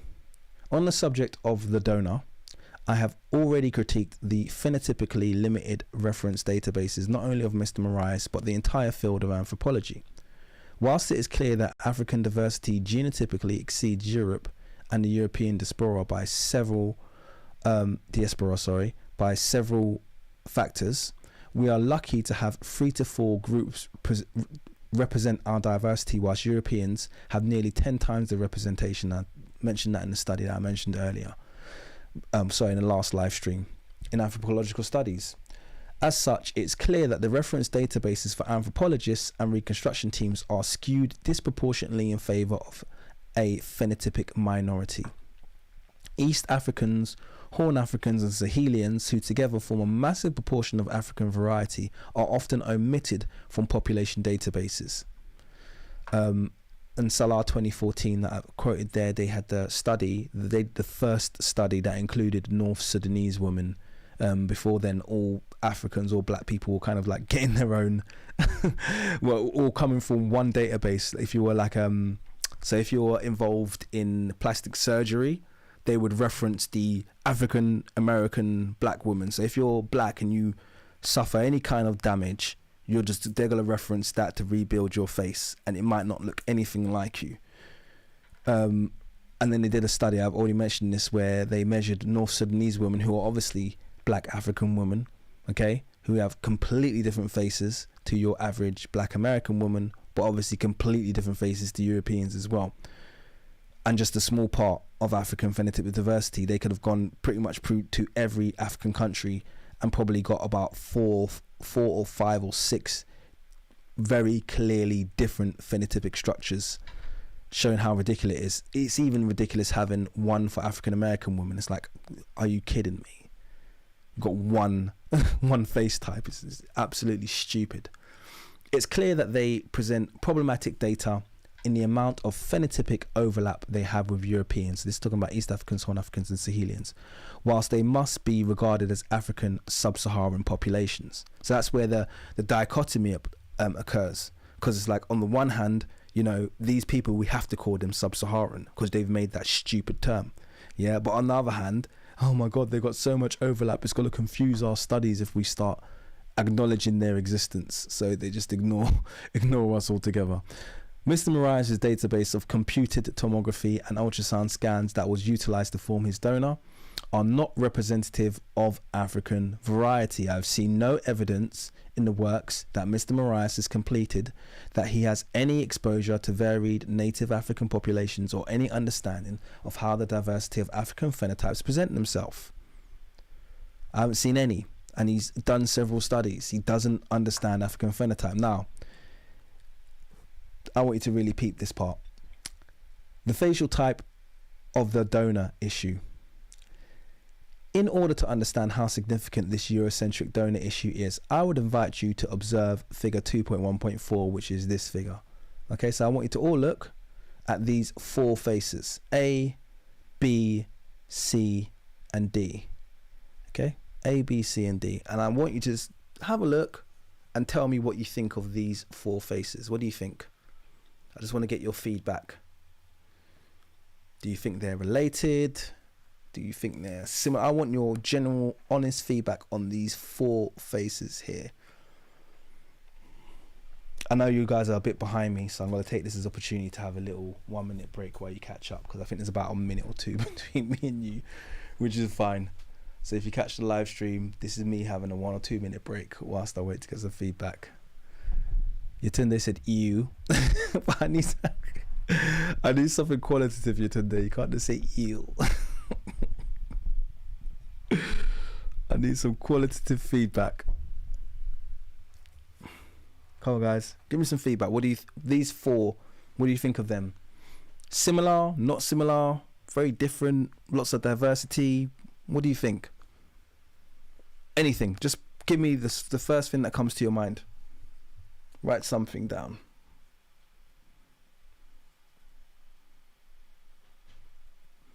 Looks like the head of Eddie Hall. Joy said, don't look related. Far off, I tell you, the back is just a flesh blob. Tyson Fury, Nerd Large says, I can't see past the strange neck fat. So a lot of similarity there. Similar. Saladin said insanity. Okay, so I think we're kind of middle of the road here.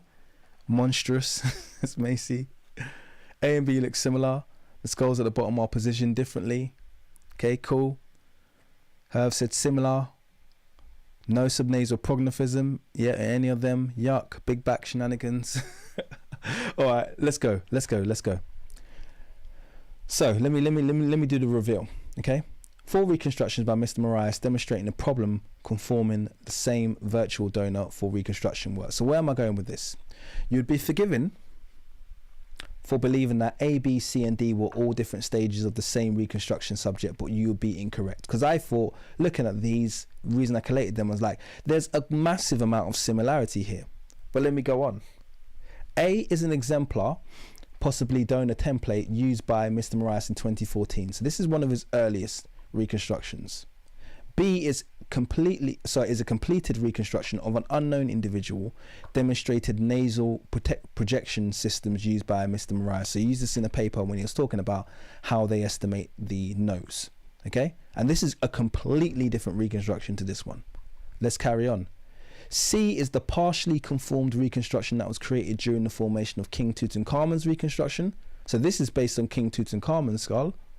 Okay, and D is the completed reconstruction of Amenhotep III. Now, that might not seem that big a deal to you. Okay, he's done 4 reconstructions. They kind of look quite similar. That might not be a big deal to you. But let's carry on. This collage shows the skulls that contributed to the reconstructions that are almost identical. So now look at the skulls. This is Tut's skull. This is the person in the middle's skull.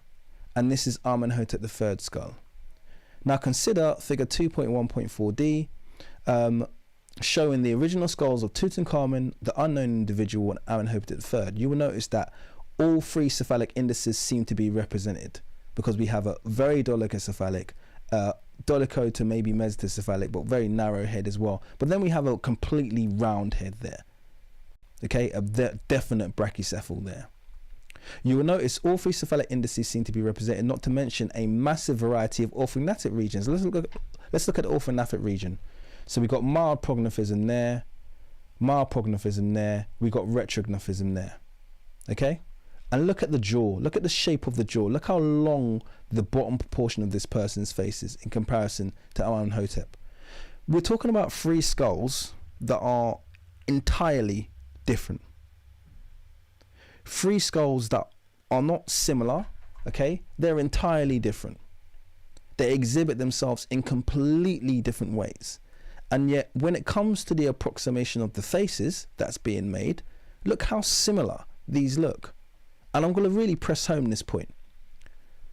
In many ways, these skulls are different enough to showcase the value of forensic reconstruction processes. Because normally, wouldn't you take 3 skulls like this and be like, I'm going to show you now. I'm going to prove to you how valuable forensic facial reconstruction is, because you're going to see we're going to create 3 skulls that look completely different. When I saw this one, I was like, that looks exactly like your finished Amenhotep III. That's all I could see. And this is the reason, this is what kind of brought me down this line of thinking. I was like, that looks exactly like Amenhotep III. And then I was like, well, if that looks like Amenhotep III, I want to see the skull. The skull must be really similar. And then that gives validation to you. That skull looks nothing like Amenhotep III's skull. You'd be hard pressed to find 2 more divergent skulls than these 2. And yet the face is very similar. I'm going to push this point home as well. So how is it that in spite of these visible differences, we have ended up with E, F and G portraying the same features and even the same head shape? One wonders how this can be possible. Now, whereas some may deem it unfair to suggest all the faces are identical, which is fair, it would not be an exaggeration to suggest that the real issue of facial typism, and this is spoken about by Wilkerson, is clearly playing itself out in the reconstruction process of Mr. Moraes. It should be peculiar that several individuals from diverse ethnic origins should by chance approximate faces that make them all appear, or at very least eerily, similar. They are perhaps different, but not different enough. Okay, they're not different enough. These reconstructions are clearly not reflective of the human diversity and the possibilities of phenotypic expression in disparate populations around the globe exhibited in the skulls. They instead are portraying a very fixed and somewhat predictable facial type that seems to be repetitively playing itself out. And let me drive home the point by showing you an image. I've got the image there, but I want you to see this image big, okay? So that you know that I'm not forcing this point.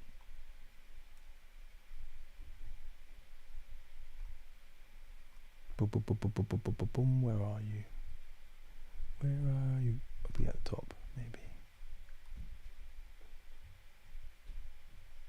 Here it is. Okay. So this is the image I want to show you, just to really push home the point. So, A over here is his finished reconstruction of Amenhotep III. B, I have overlaid his finished reconstruction of Amenhotep III with that reconstruction he used to show his nasal projection process. Can anyone see how similar these are? Look how almost perfectly it fits even in the crown, but they've got completely different cephalic indices. Eye position exactly the same. Everything is very similar. And then we move on to Tutankhamun's partially conformed reconstruction here. Once again, dolichocephaly. Remember Tutankhamun's skull. Do you remember what that looked like? Okay. Brachycephalic. Long jaw, short jaw. How are we approximating 3 faces that he could swap? He could change his Amenhotep III to this tomorrow and no one would notice the difference. Okay, this is what I mean about him changing these dolichocephalic Africans into brachycephalic looking Europeans. It takes a manipulation of the spinal column. It takes a manipulation of the neck fat. It takes so much manipulation to take someone who looked like Amenhotep III and to create this, which just happens to look exactly like this. By coinky dink. Okay, that to me is very, very telling. Figure 2.1.6 shows a completed reconstruction of Amenhotep overlaid with nasal reconstruction, overlaid with Tutankhamun's reconstruction. So you've just seen that. Okay. All approximate to almost the same individual. So they all approximate to almost the same individual despite so much cephalometric variation. To exhaust the point, we can observe in figure 2.1.6 that when the reconstruction of Amenhotep III is overlaid with a nasal reconstruction example or the partially conformed reconstruction of Tutankhamun, the result is virtually identical. The reconstruction process needs to justify why these ethnically diverse individuals crossing the span of cephalic and orthographic indices with considerable divergence in nasal apertures and completely different orthographic regions are not only approximating to a very similar face, but the face is so similar they can seamlessly be overlaid with little or no movement of features. King Tutankhamun's infamously long head seemingly conforming comfortably into its new brachycephalic role. The similarity should be troubling to the neutral observer. How different must the skull be in order to escape the remit of this wide-necked Eurocentric donor? That's my question. How different really do they need the skull to? Does the skull need to be? They'd probably make my skull into the same person if they found it. It's ridiculous. There's no way two reconstructions should be that similar as this and Amenhotep III, and have such different skulls.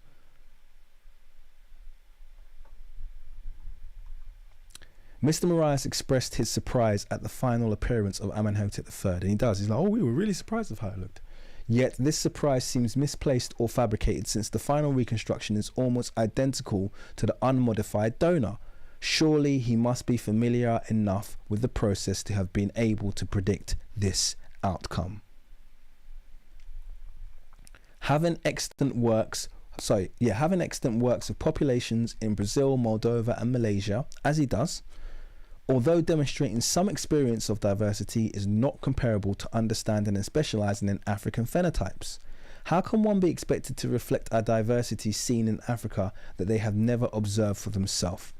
Without prerequisite knowledge of African expressions of phenotype, one will automatically attribute African phenotypes to foreign admixture, which we've spoken about already. If bones determine the appearance of individuals regardless of ancestry, as asserted by Mr. Moraes, then there would be no reason to have diverse reference populations in methods. And by the way, he does, in his reconstructions, utilize his Egyptian soft tissue database. He's mentioned that in his latest paper. So he's utilizing a modern Egyptian soft tissue database, just willy-nilly. So acting like, oh, you know, you still need the right reference data, which you're not using. There is no single human form that expresses the entirety of human diversity based entirely on the shape of the skull.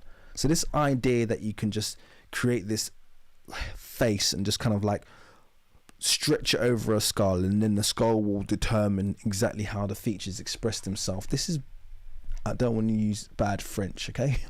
This is rubbish, okay? This is a fallacy.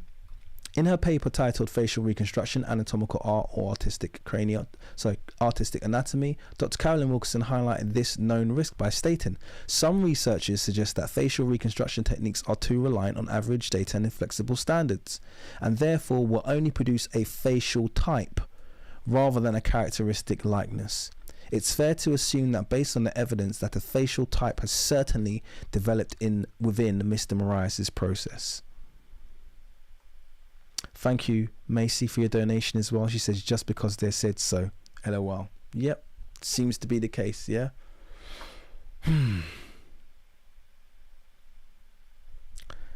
Let's carry on. We're nearly there, by the way, guys. Thanks for sitting with me through this. I'm quite enjoying this kind of play-by-play. Let's carry on. Questioning representation in the donor calculations. The database used by the multinational team to form the donor, whilst I'd imagine it is superb for the populations of Brazil and other areas where there are compatible populations, only access a small part of the African phenotypic range. So I'm not saying that I'm sure there's some black people in it, okay? But whatever he's been exposed to is a very, very, very tiny smidgen of African diversity. This causes all reconstructions, including those confirmed to be anthropologically African, to be limited to a seemingly repetitive expression that lacks the breadth of diversity possible on the African continent. There is a reason that the Nazlet Ketar and second Emre Tau reconstructions, which I showed you already with the thin lips, produced by Mr. Moraes, have such strong, almost familial resemblances, regardless of them being separated by millennia. When I say millennia, separated by 30 millennia, and likely entirely unrelated. So how similar do they look? Okay, they don't look as similar as his last ones, but you can see once again that facial typism is at play. Let me just quickly pull up that image again so you can remember what they look like side by side.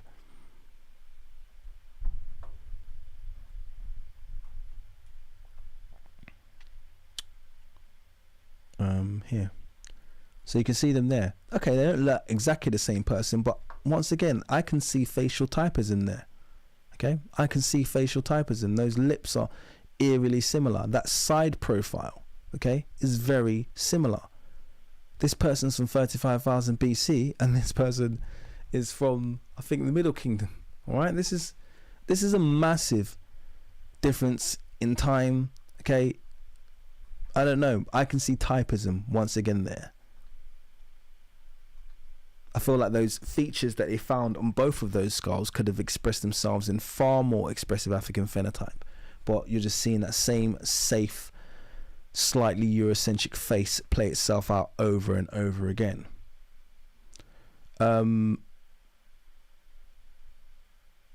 Regardless of them being separated by millennia and likely unrelated, it is due to the limited range of African expression in the donor and the lack of dedicated research into African specific phenotype in the form of CT scans and ultrasounds. And that they are hard to find. I'll tell you that right now, okay?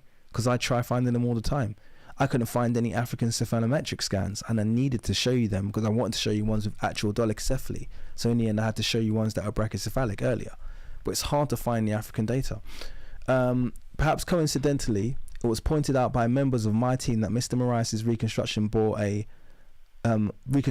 bear a strong resemblance to Afro-Brazilians, which I was like, yeah, I can see that, as opposed to native Africans.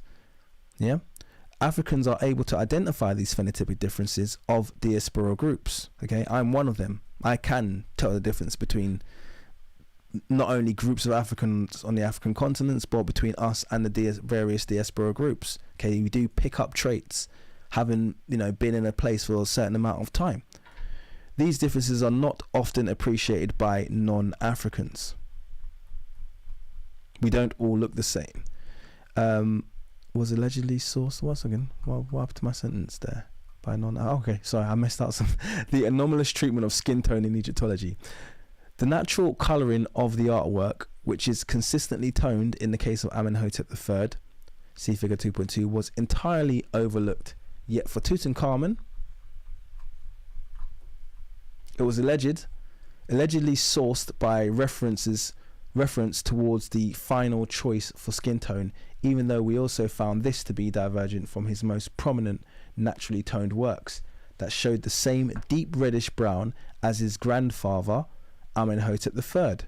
There is a bizarre trend of interpreting an observably brown colour with a reddish undertone, the same colour as many modern Africans that we talk about, as beige. For some reason, they're like, oh, yeah, we adhere to the reddish brown, and then you look, and they've just made another beige person. It's like, that's not reddish brown. You're scared to use reddish brown because reddish brown is the colour of Africans. I am reddish brown. I'm certainly more brown than red, but if you was to approximate my colour, you would only need those two colours, just like most black people. So that's why you avoid doing reddish brown, and you always end up doing beige. Maybe beige with a little drip of brown, you know? The same colour as modern light-skinned Egyptians, beige. This colour spectrum shift is a uniquely Egyptological practice. When Mr. Moraes was challenged regarding the lightness or the pale nature of his reconstruction of Amenhotep III, which stood in contrast to his depictions, his defence was to state the following: Amenhotep III is not a white person, as some claim. I even compared skin samples of Amenhotep III and the King of Monologue, and the following showed regions with a lighter skin tone than the first. Remember, we've been over this argument before. Oh dear. Chris Mathis, thank you very much for your generous donation of $20. I appreciate you, my brother. Excellent. I look forward to reading the paper. I hope you do. Take your time. The 2 live streams, you can check them out as well if you don't feel like reading. It can almost be like you've bought one of those Kindle audio books. So it's totally up to you, but I appreciate you very much. Thank you. He then used Appendix 9 to assert that the reconstruction was actually darker than me. Now, to be clear, you guys have seen this as well. I feel bad showing this because it sounds like I'm trying to clown him, and I'm not. It's bizarre because actually we've talked about this as well. He's a very difficult person to have discourse with, because when we talked about this, he stood by it, and I'm like, dude, like, I'm trying to help you here. I'm not trying to like argue with you. That's a stupid argument. Like, why are you even making this argument? It's like, you should be embarrassed that you're making such a stupid argument. So I'm just trying to find the image. Did I put it in the appendix or not? Maybe I didn't. Boom, boom, boom. Oh, no. Oh, here it is. Yes, I did. So here it is. So he used this image and tried to make the claim, yeah, my reconstruction is darker than you. It's like, yeah, look, I'm not gonna laugh. I promised that I wouldn't be like facetious regarding him. So I'm just mentioning that. I'm not gonna laugh. There's no need to laugh. It's just clearly we have a disagreement. Your reconstruction is clearly not darker than me. But he stands by it. This is why I'm like, you know, you say that you know, I've got a, he left a comment today and he said I've got a snarky tone or something when I'm talking about his work, and I'm like, dude, when you do stuff like this, how do you expect me to not laugh? You know, we're not having at this point, we're not having a serious conversation anymore, are we? You're claiming your pale skin reconstruction is darker than me. I can't have a serious conversation with you because I've debunked you on a serious note. I've kind of said to you, look, it's not lit from multiple sources. You can see, I gave you the benefit of the doubt of even giving you a moment in time. Most people would have been like, look at this idiot, look what this idiot's doing, and then moved on. I actually gave you the benefit of the doubt of debunking you, and then even giving you a reference image as an example to see how stupid your point was. It's like, oh yeah, well look, we can take the lightest pixel here and say that this guy over here in the shadow is darker than this black man. But anyone with common sense just says, no, the black man's darker, the white man's lighter. Yeah, really simple. Okay, that's all you need to do. But you persist with this ridiculous and stupid argument, and then you moan when I'm being rude about it. It's like, come on, like I've got listeners that we deserve something to laugh at, and if you're going to give us an argument that stupid, then you're going to be the butt of a joke at some point. So yeah, I don't feel bad about that now. Moving on. The assertion that lightness and darkness of skin tone can be determined by image exposure is entirely fallacious. Our perception of skin tone, this is important actually. Our perception of skin tone ultimately is defined by melanin content. That's actually a really important point. So what does that mean? And melanin presents itself in brownness or blackness of the individual. Hence, the more saturated in brown an individual is, the more we perceive that person as dark-skinned. So it's something that we've been programmed to do. So we can see, so hence the more saturated, so it's the more brown someone is, really, we're talking about darkness. So this is why, you can get someone who's maybe like pale skinned, and let's say they go to a beach and they get sunburnt and they come back and they're really like bright, or even a dark red, okay? And then maybe someone who's Indian is next to them, but the Indian person is just like kind of like, medium brown. For that moment that the person's red or dark red, they might be visibly darker than the Indian, but because the Indian is brown, you will always say the Indian's darker, okay? Because you're not measuring really tone, you're measuring brownness, okay? This is how all of the models work, and I've given two examples: the high-risk Plex model and the Fitzpatrick scale, and any other skin tone scale is a scale of brownness. That's what it is.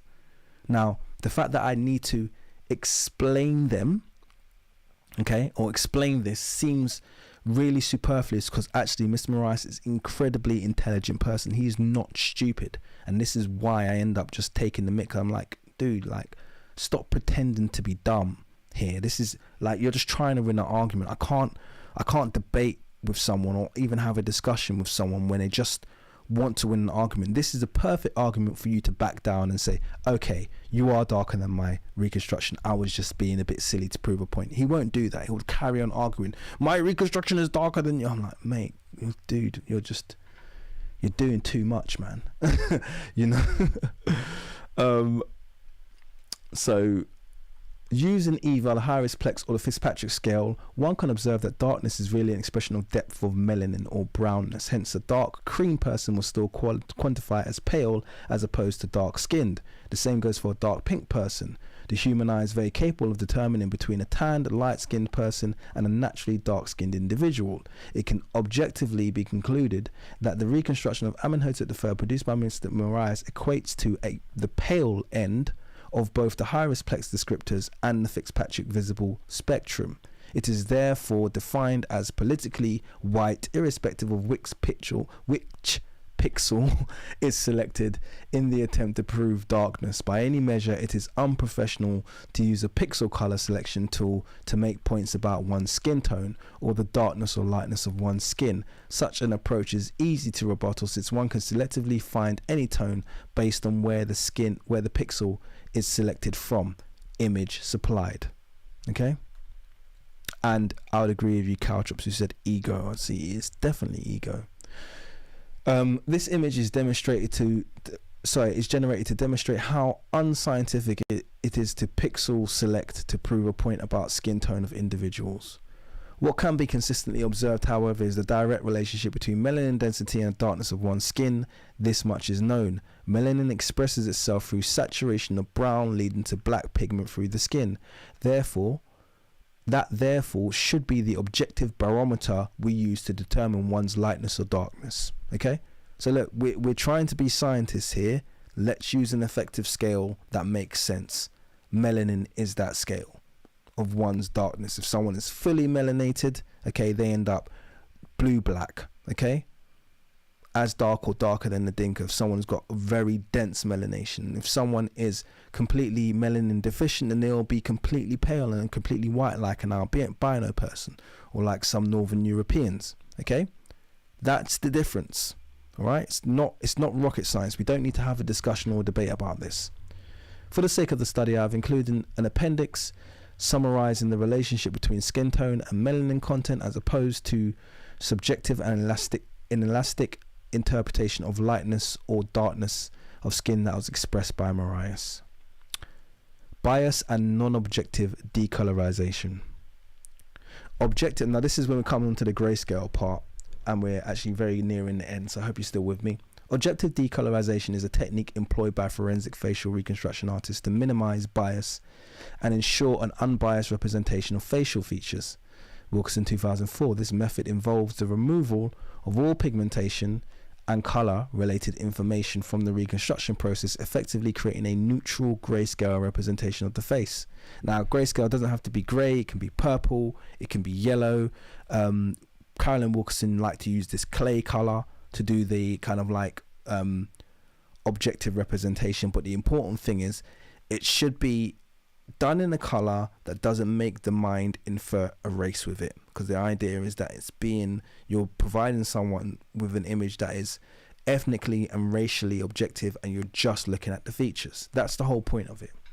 By eliminating cues to maybe I should say clues related to skin, actually you could say cues related to skin, hair and eye color, the technique forces the artist and the viewers to focus solely on the anatomical structures and morphological characteristics of the subject's skull.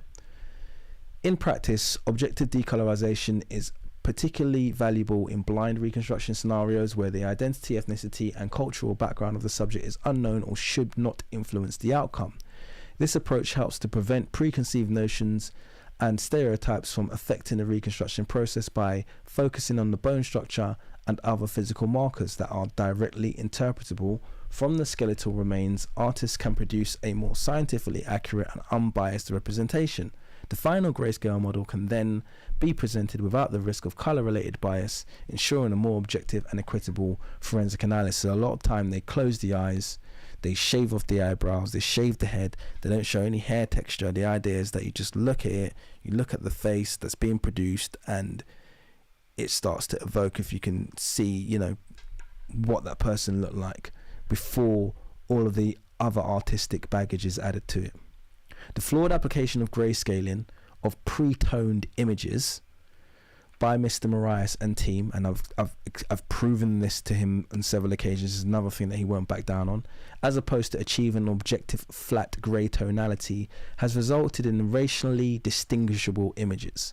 So my issue to him was, you've already decided the race of the individual when you go into this, and you're trying to paint the picture that you've done some objective grayscale to give some credence to your process, so that you can argue, oh, I'm doing forensic facial reconstruction and it's not racially biased, and there's nothing that's influencing the race. This is just, you're unhappy with the fact that my reconstruction looks like this. When in reality, you've already chosen the race, you build the reconstruction, and then you desaturate the image and go, oh, well, what do you think it looks like? Oh, I think it looks Egyptian too. It's ridiculous. Okay, it's not objective at all. Thank you to Macy. You've retracted one of your messages, so I hope you post another one so I can read it out. 2 $5 donations. Thank you so much. You said the problem is you're being scientific and the so-called reconstructionists aren't. They're incapable of hearing a rational argument due to their bias. And I think you're right. But it's for us, it's not for them. That's the thing. I am refuting Mr. Moraes, but it's more a case of us being very equipped, you know, because I think you're absolutely correct, but I don't also want you to feel like I'm embroiled in this one-on-one challenge with him. I'm using this discussion as a conduit for us to put a nail in the coffin, or at least begin. I'm going to do a longer paper on facial reconstruction, but begin to put some nails in the coffin to this entire process, so that we don't even have to come into debates that people will be like, oh, well, we've done reconstruction, like your reconstructions are rubbish, we debunk those. That's what I want us as a community to be armed with. But I really appreciate your viewpoint here, because it's true. We always have to be so much more rigorous, you know, in our approaches, because they just think they're right by default a lot of the time. So far, there's been no provision of an objective grayscale, nor a reconstruction based purely on the skull that didn't use anthropological data to determine the ethnicity of the individual before reconstruction commenced. Mr. Moraes' attempts at creating objective grayscales were easily deciphered racially by AI recoloring tools. This proved that they were not true objective greys, but rather desaturated images that had already been colored. I pointed that out to Mr. Moraes, and this grayscale was not objective at all, unless you would assert that black and white photography is racially ambiguous. So I gave 2 examples here. Both of these examples were recolored by AI, and both of them came so close, maybe a couple of tones away from being identical to his final coloring of the image, proving that he colored them after the fact and then desaturated. So he colored them before the fact and then desaturated afterwards. So that's the end of that argument. Okay, don't need to go into much more than that. Now, here's the final part, I think, and it says presenting an art as a science. The process of forensic facial reconstruction, although containing elements of objectivity in the processes, contains immense subjectivity in the decision making and consistency of approach. So this is a chapter that I really want you guys to be able to take with you when you have to refute one of these people who are dead set that, you know, forensic facial reconstructions are the be all and end all. In addition to this, the practice is an art relying on the skill of the practitioner, not an objective science, irrespective of the processes one may employ. This becomes particularly and increasingly a factor in the field of historical anthropology in the populations outside of the area of specialism that he employs. For it to be deemed forensic, one simply needs to employ the anatomy of the cadaver in the approximation process and nothing more, since the standardized scientific process has not been laid as the de facto protocol. Okay, so there's no single approach to forensic facial reconstruction, and I doubt there ever will be, because it's not an exact science and never will be. In fact, a long-standing criticism of the process in the field is that the inflexible standards and average data will result in typecasting of facial types rather than characteristic likeness, and we talked about that earlier. That's why Mr. Moraes' reconstructions with very divergent skulls end up looking very similar to one another. So in many ways, the effort to designate his own process as forensic and my own as art is actually contrary to the progression of the field. Wilkinson goes on to state regarding the discipline, it's not possible to produce a portrait, and there are many details of the face that cannot be determined from the skull. But it should be possible to estimate the majority of facial feature morphology from skeletal detail. So when she's talking about facial feature morphology, she's simply talking about the size of features. One of the things that she mentions is that the nose tends to be the nasal cavity, I should say, tends to be roughly around 60% of the actual nose's width. Okay, so whatever the nasal cavity is, that tends to be 60%. Now, I'd imagine that changes possibly in Africans, or possibly groups that have thicker nostrils might change. I'd imagine could be the case. But that's it's things like that, you know, these average data sets where these conclusions are drawn from. Obviously, a lot of this goes out of the window when it comes to dealing with Africans. There's a drastic overemphasis on selling science and objectivity in what is and remains a largely subjective and artistic process that is heavily dependent on forming mean averages around craniometric data.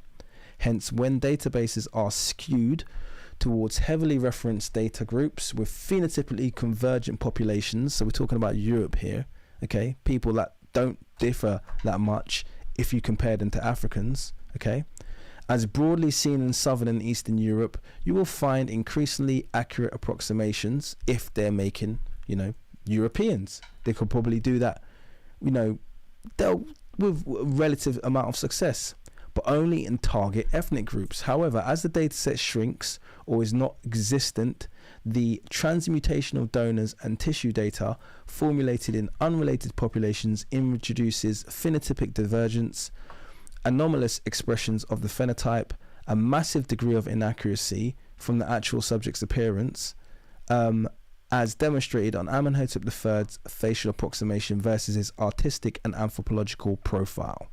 So not just his artistic, but also the anthropology that are provided to support that. Elevating the presentation and analysis of the skull above the known depictions of the individual is questionable and a worrying practice that has no equivalency outside of Egyptology. They don't do this, okay? They don't do this outside of Egyptology. They only do this in Egyptology, where they say, forget the artwork, we have the skull. They don't do that anywhere. Seeing esteemed reconstruction artists such as Carolyn Wilkinson adhere vehemently to produce reconstructions of British monarchs and then totally disregard portraiture of African monarchs in Egypt is a worrying but common trend. And I could say that about all of those artists. When as soon as they step outside of Egypt, all of a sudden, art. Give me the art. Let me make exactly what I see in the portrait. As soon as you're in ancient Egypt, screw the art. I can do it straight from the skull. By the way, what race of person do you want me to make? Oh, Arab? Sure, I'm on it. That's kind of how it works. It is as yet unproven that the utilization of mathematical formulas and population average data and the reformation of donors approximates to a forensic outcome. Many of these reconstruction bodies are self-regulating entities whose confidence surveys are controlled and subjective in outcome. This does not undermine the potential efficacy, particularly in the valuable work done for the police. However, this does not suddenly inflate the efficacy of the process for historical reconstructions that lack any application of anthropology, particularly amongst populations where the reconstruction is outside of their area of expertise, i.e. Africa. Mr. Moraes claimed my reconstructions were not forensic approximations and his were, yet there are several alleged forensic reconstructions that predate his own that do not utilize any of his digital techniques and often utilize their own methods. Elizabeth Darnes, for instance, an artist by trade, layers the muscles and tissues based purely on her own personal perceptions of how these features approximate around a human skull. We've already discussed how the multiple reconstructions of Tutankhamun over the last 40 years have employed different methods of reconstruction, yet each of them proclaim their methodology to be forensic. Wilkinson highlights multiple forensic facial reconstruction techniques, including 2D approximations similar to my own approximations, which, whilst based on the artwork, utilizes cephalometric x-rays to ensure the features conform to the skull in a compatible manner.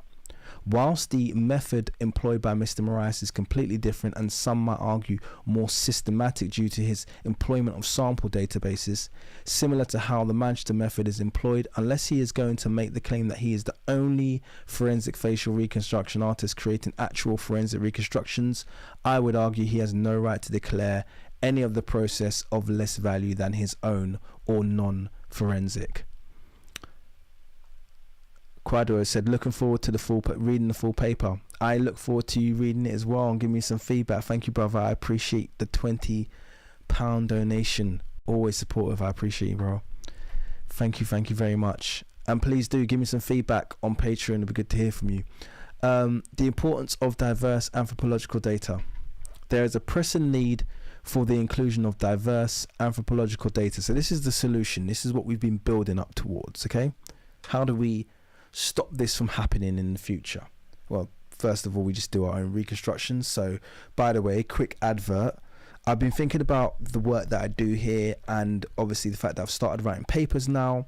And someone actually in the comments, can't remember who it was, said they sent my paper to a HCBU in the States. If you feel like doing the same, I would never stare a gift horse in the mouth. I would love to basically work with, potentially with other, PhDs in the field, and do similar projects to the ones that actually Mr. Moraes does. So maybe link up with a PhD in the field, provide the reconstructive work, provide my processes in terms of the reconstruction, utilize a full suite of anthropology to justify, and then release it as a fully published study. So, let's work together, guys. If you think you have the open door, or you have the link, I know there's so many people on here that are so well connected, even those in Africa. I would love to maybe do something, start working maybe with some authorities in Africa, or education education systems in Africa. Let me know if you're that way inclined, or you have some kind of link there. Let's expand our work, because this is kind of what I'm coming on to in the end. Obviously I'll continue to do what I do, but let's grow this together. There's a pressing need for the inclusion of diverse anthropological data and the involvement of indigenous, African and diaspora African researchers in forensic facial reconstruction. This inclusion would ensure a more accurate representation of the phenotypic diversity of African populations and challenge the Eurocentric biases that currently pervade the field. Simply put, there is no room or consideration in modern facial approximation estimates for Africans that exhibit facial traits similar to modern Europeans. Okay, so whenever there's overlap, Europe gets the dominant factor, although dark-skinned, phenotypically black Africans have always existed that exhibit similar projected features to those possessed by modern Europeans. Anthropology will tell you that these people don't exist and have never existed, since they will all be classified under the all-encompassing Caucasoid/Eurasian/admixed categorizations, with no more justification required than the observation that it exhibits shared traits. This is a grandiose example of Eurocentricity imposing its dominance on Africa.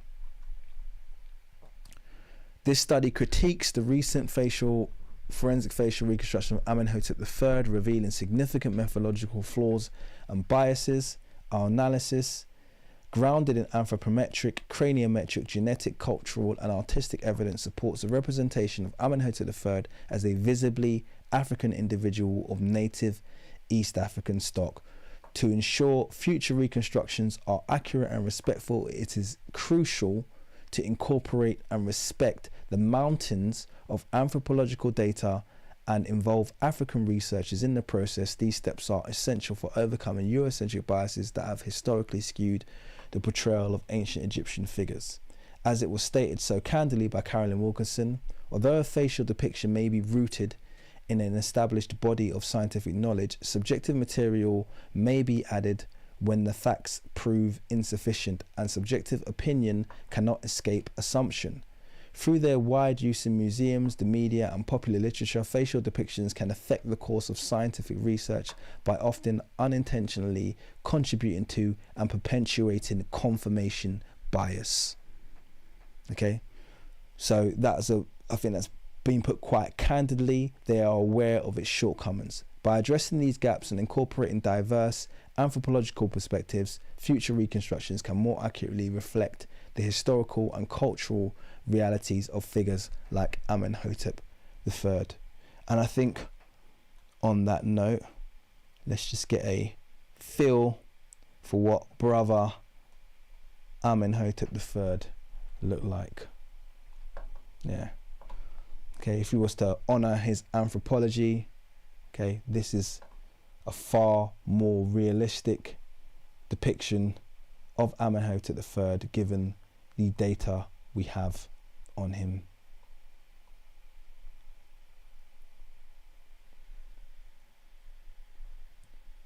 Try to see if I got any more. Not in that folder. Okay, so there you go. Boom, done. Thank you, Yatunde. Said rounds of applause. Appreciate you, Yatunde. Okay, there you go. So yeah, that's it. That's my paper done. I know I sped up a bit to the end, but that was 2 hours 20 minutes. I told you it would be a bit quicker, the second part. Although I feel like I didn't expand as much as I did in the last one, but I also just wanted to get you through. So there you go. That's it, done. I'm gonna have a look through comments now, see if anyone's got anything for me to add. Make sure I haven't missed any super chats. I don't think I did. Yeah, I did quite well this time round. I was kind of keeping one eye on them as I was reading, which is not the easiest thing to do. Oh, no, didn't miss any there. Thank you, all of you who gave a super chat, by the way. So another big shout out to Macy, Dragar, Kareem Mala, Macy again,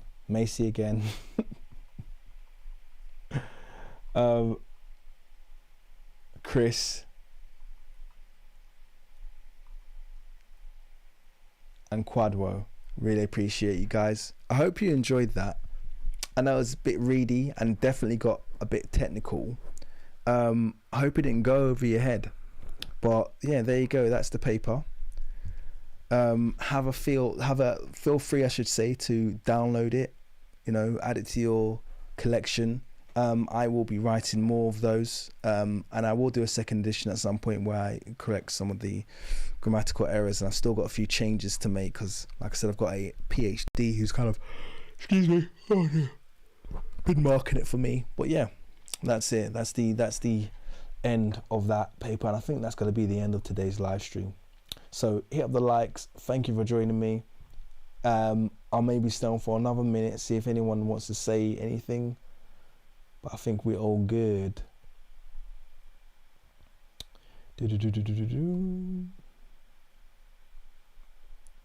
Yeah, big up everyone, and especially those of you who stayed for the full stretch. That was a good long reading right there.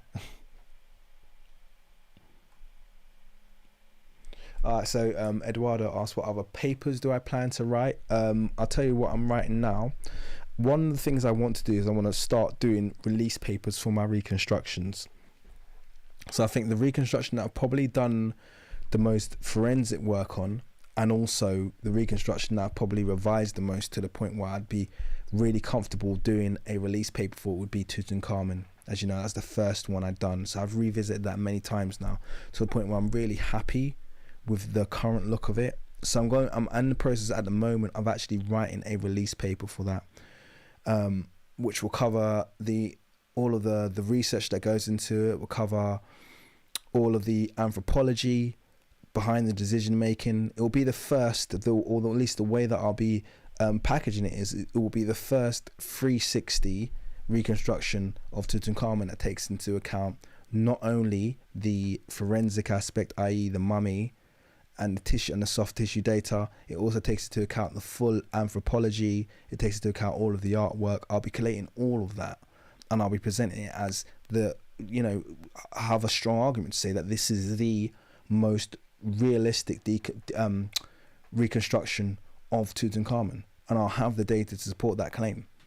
So when I release that paper, it'll be like, okay, well, here it is. Like, this is a full forensic reconstruction, but we're also covering all of these bases in terms of anthropology. And so that's what I'm going to do. And if that's successful, I'll do that for all of my reconstructions, Yeah, there you go. Why hesitate calling him a Eurocentrist? I appreciate the scholarship, because name calling isn't useful for most of the part. and I'll say this as someone who'll be quite open to say he's really been annoying me the last couple of days. But I have to respect, if he's not calling me an Afrocentrist, I have to kind of return the favor.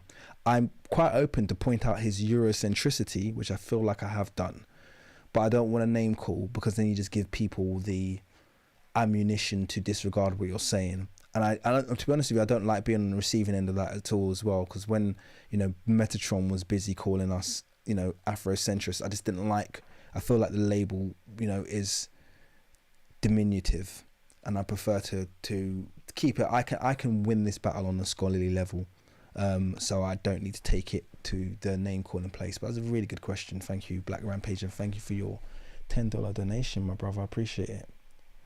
Sky King, thank you for your £10 donation. He said, most of the way through your first live and you just dropped another, my man. We'll be reading the paper when I get a mo. Got second live to catch up on. Looking forward to it. Keep up the good work, bro. Thank you. Well, thank you for your donation, my bro.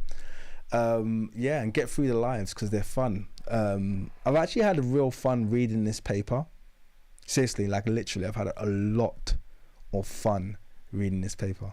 So yeah, it's motivating. It took a long time to write it, but I think one of the things as well, now that I've written the paper and I got that really excellent feedback from, like I said, that doctor who I'd love to mention, but I will when I get in contact with him again, once I get permission to say thank you to him publicly. I certainly will. He gave me feedback in terms of the way I should be writing. I was writing incorrectly, and I think my next one will be even better than this one in terms of the way that you approach writing a manuscript or a study, an academic study. You can't just, it's not written the same way you write an article, so you just got to be careful for little quirks. Basically, I'm a content creator, lean towards kind of independent researcher / historical journalist, because I'm also creating content, so I've gotten used to writing that way. But that's not the correct way to write when you write academic papers. So it's a learning curve. It's interesting and it's a lot of fun. So there you go. But yeah, in terms of other papers, actually, so going back to the question that, one second, going back to the question that, who was it? Yeah. Someone asked me a question about papers. I'm trying to find it. But anyway, going back to the person who asked me what other papers I'm going to be writing, I'm also currently writing a paper about forensic facial reconstruction as a whole. So this one was supposed to be a short paper, which just responded to Cicero, because he was like, well, put your arguments in the paper, which I started doing. And then as I was doing it, it started getting bigger and bigger and bigger. And actually a lot of the feedback that I got wanted me to extend it, which ended up happening. So it ended up being a really long paper, much longer than I anticipated. I thought it was going to be like a few pages, but it took ages. But it did open the door for me to say, I need to cover this topic. You know, we need a comprehensive reference that really lays bare what forensic facial reconstruction is, so that our own researchers and our young researchers of tomorrow have something to reference, so they can place forensic facial reconstruction at its correct tier when it comes to historical anthropology. And its correct tier in historical anthropology is really just, you know, best guesswork. And they shouldn't be placing it anything above that. And they should only place it above that if they find a forensic facial reconstruction that shows the full suite of anthropological support, which hasn't been done yet, which is why I want to be the first to do that as well. So there you go.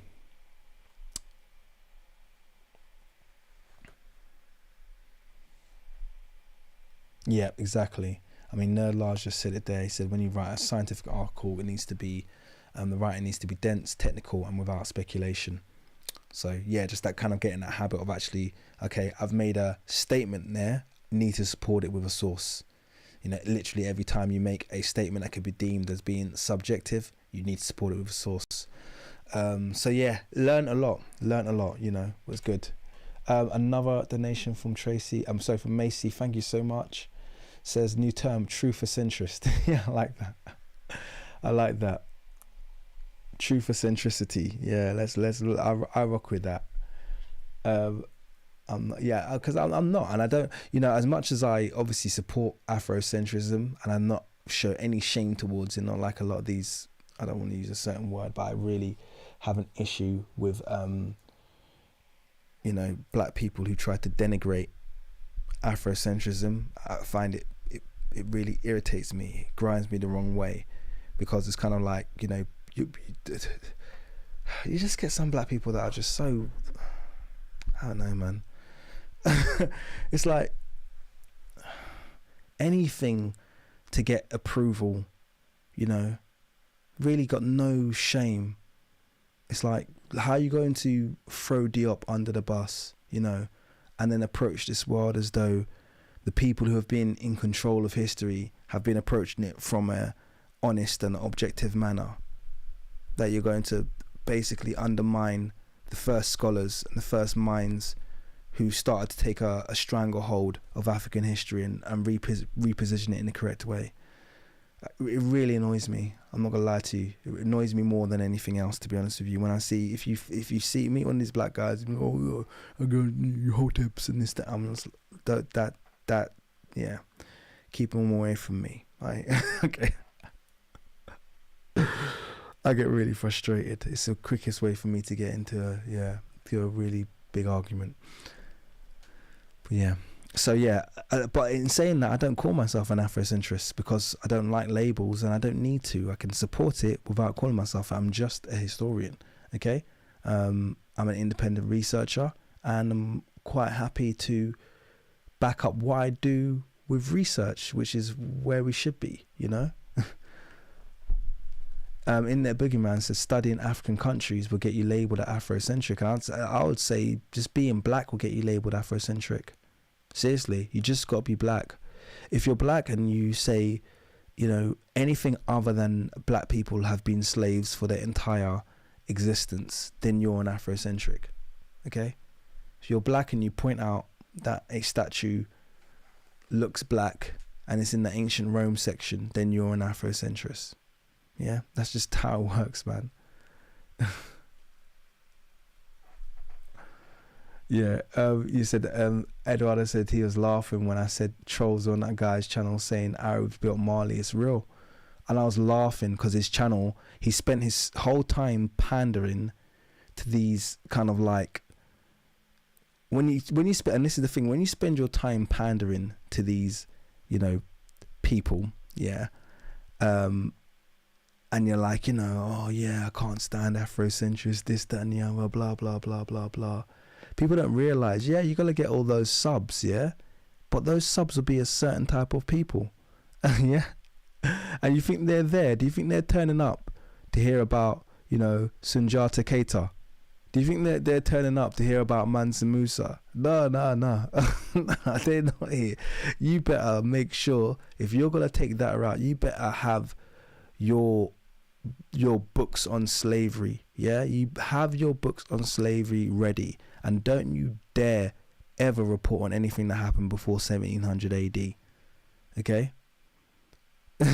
Because that's all they want to hear, sitting there pandering to these people who think they got time for real African history. Damn idiots. Thank you. I got another donation there from Black Rampage, man. I really appreciate you, bro. He said, in order to reverse the stigma of Afrocentric, we need more scholars to claim it. Yes, identify with it. If you run from it, doesn't that add to the stigma? Legitimize it? Yeah, absolutely. Absolutely. I think I agree with you. And I'm happy for people to label me as Afrocentric. But the only thing is, I traditionally just don't like being labeled full stop in any kind of label. And I think if you look at, those of you on this channel will know that I'm pretty a-religious, if I'm going to be totally honest with you. But that doesn't mean I don't believe in God. I'm just a-religious. I'm not into religions. Once again, it just links to that whole label thing that I'm not into. And I think the label can be limiting, because when I'm not doing stuff that's Afrocentric, then what do you call me then? That's the question. you know, because I won't always, but when I start talking, that's the thing, when I start talking about, you know,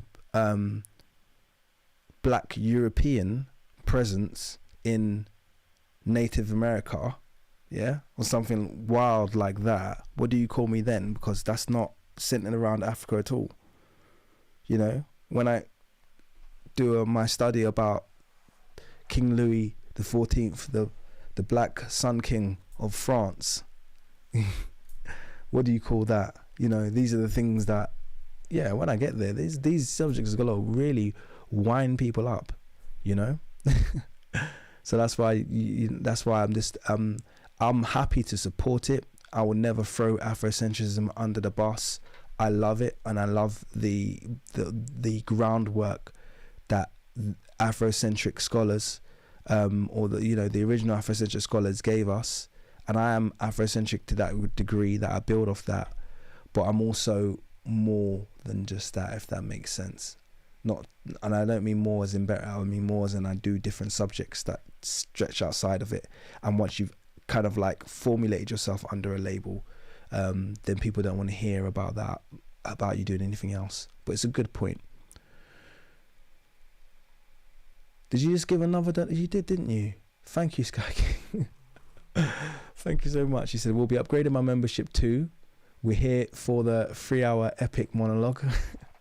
We're here to support, brother. Stay strong. We got your back. We have a true history to tell. Let those trolls. I think you said don't. I think you're supposed to say don't let these trolls bother you, and I absolutely don't. You know, actually, you know the funny thing is, I was having a discussion on Instagram with Cicero Moraes. We message each other on Instagram, and it got to the point where I was like, and I know he's probably listening. I don't mean this, but it got to the point where he was like, I felt like he was trolling me. I was like, dude, you're giving me a headache, man. I actually cannot continue this conversation with you. He's one of those people that he really does not like to be wrong, and he won't ever accept he's ever wrong at anything. He's like, oh, see, I refuted you. I refuted. I'm like, dude, you ain't refuted me. You just argued with my point. Okay, you didn't provide any refutation. I'm like, I can't do this. My brain is hurting. We're not gonna continue this discussion. I'll talk to you, like, we'll catch up tomorrow, man. I literally needed to like detox. He really gave me a headache earlier, I'm not gonna lie. And then he was like commenting on my posts and this, that, and the other, and he's like, oh, you've been blocking me. I was like, dude, I'm not blocking you, man. Like, seriously, man. Like, let me breathe, man. Like, you I mean, I've clearly rattled the dude, which is cool. But I also think we've made him more rigorous. What I'd like to see is a slight adjustment, because at least I got that with Metatron, and a lot of people do this, but at least with Metatron I did get, by the time we finished cooking Metatron, by the end of it, you did see an adjustment. You saw an adjustment in his viewpoint. He was like, okay, ancient Egyptians weren't all tanned. Okay, I actually think a lot of them were black, and actually they were olive skinned, and olive skin includes black people. So by the end of it, it was kind of like, well, Metatron's kind of, yeah, cool, all right, I'm gonna leave Metatron alone. He knows what time it is. Yeah, we've finished. We don't need the grand finish, but at the end of this, he's relented and he's happy to admit ancient Egyptians, or at least a lot of them, were black. Maybe not all of them. He said maybe not 100%. We disagree on the percentages, but they were black. Cool. That's all I want to hear. I want you to say it, and I want your audience to hear it. I can move on. So that was it. That was that. I could draw the line on that debate with him. Okay, I could soundbite that. I could quote that anytime he wants. So anytime people want to troll, I'd be like, hey, Metatron said Egyptians were black and olive skin, and a lot of olive skin people were black. He just disagrees with the percentage. That's cool. I don't need to make you agree with that. But with this dude, Cicero, oh my God, he doesn't relent a step. It's like, whoa, man. You are like arguing, like you saw with the Grayscale argument and the dark skin argument. Oh, my reconstruction is darker than you. Like, dude, this is like aneurysm inducing levels of stubbornness, man. You love an argument, innit? Thank you, Kareem Marla Wiggins, again, my brother. I appreciate you, man. $50, I appreciate you so much. Thank you for that. He said thank you for your work. I wish you'd hit me with a bit of a question there, but I appreciate it, man. Thank you for your support, man. It's much, much, much appreciated, man. Thank you guys. You're amazing, all of you, honestly. He argues like a boomer parent. It's my, yeah. Yeah. A Nigerian boomer parent, I might add yet today. Yeah. We both got one. Oh my gosh. Yeah. My mom can argue for. I actually just give up when it comes to my mom. I was like, you know what? There's no relenting here. That's you come. Yesterday you dropped the Drake line, and today you dropped that one. You're on form. I'm gonna give you that. Yeah, I think you're always on form. Actually, I just don't always get to see your comments. All right. I think I could back out now. Thank you everyone also for thanking Kareem and all the other donators for their generosity. Yeah, he did. Yeah. Look, the people know. This is the thing. The people know. Macy said even Joe Rogan sent this podcast, the black people built the pyramids. Let the people know. The people know. And I think the more we have, what I'm learning, let me just quickly on this note, I'm going to tap out on this note though. But what I'm learning is that actually, yeah, okay. On the one hand, yes, we know that largely we're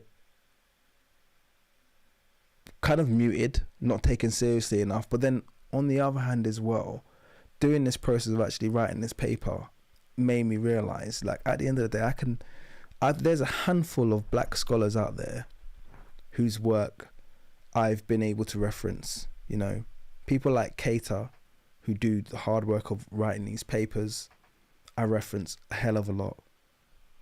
Rick Kittles, Keith Crawford. I'm talking about like current scholars who write these kind of educational papers. But then you got people who are, you know, and I know these things get funded as well, so you do have to find the funding for them. But maybe we're not doing enough work in that field. This is why I felt such a weight to do this, you know. I feel like maybe we could be helping ourselves by being more visible and referenceable, you know. So yeah, that's why I've kind of taken a bit of a, you know, taken up the gauntlet, so to speak, and said, you know what, let's get some stuff published, let's get stuff out there. Let's be systematic. Let's not just let them, you know, they've made some shitey, excuse my French, reconstruction, and they release some paper, you know, with their little justifications, but it's a formula that allows, you know, people to pick up and then to press release it. If you don't do the work, like I could do my reconstruction, but my reconstruction on YouTube is not going to be press released. However, my reconstruction that has a supporting paper, and maybe I've got, you know, support of a PhD with me. Maybe I'll become a PhD eventually, but maybe I've got support of a PhD with me, and we're able to, you know, systemize and document our process.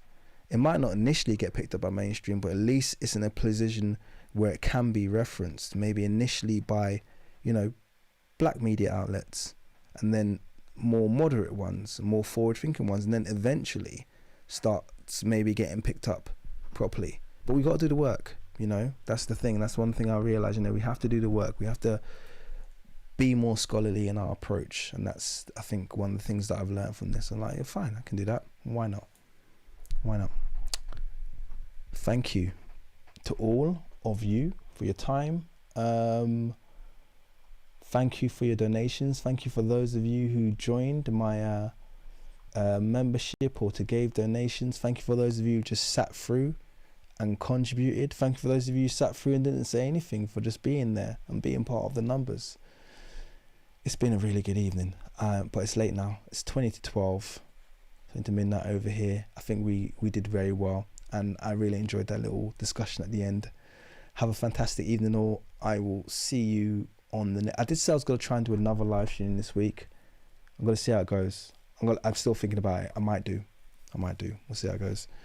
All right, guys, have a fantastic week. I'll see you later. Bye.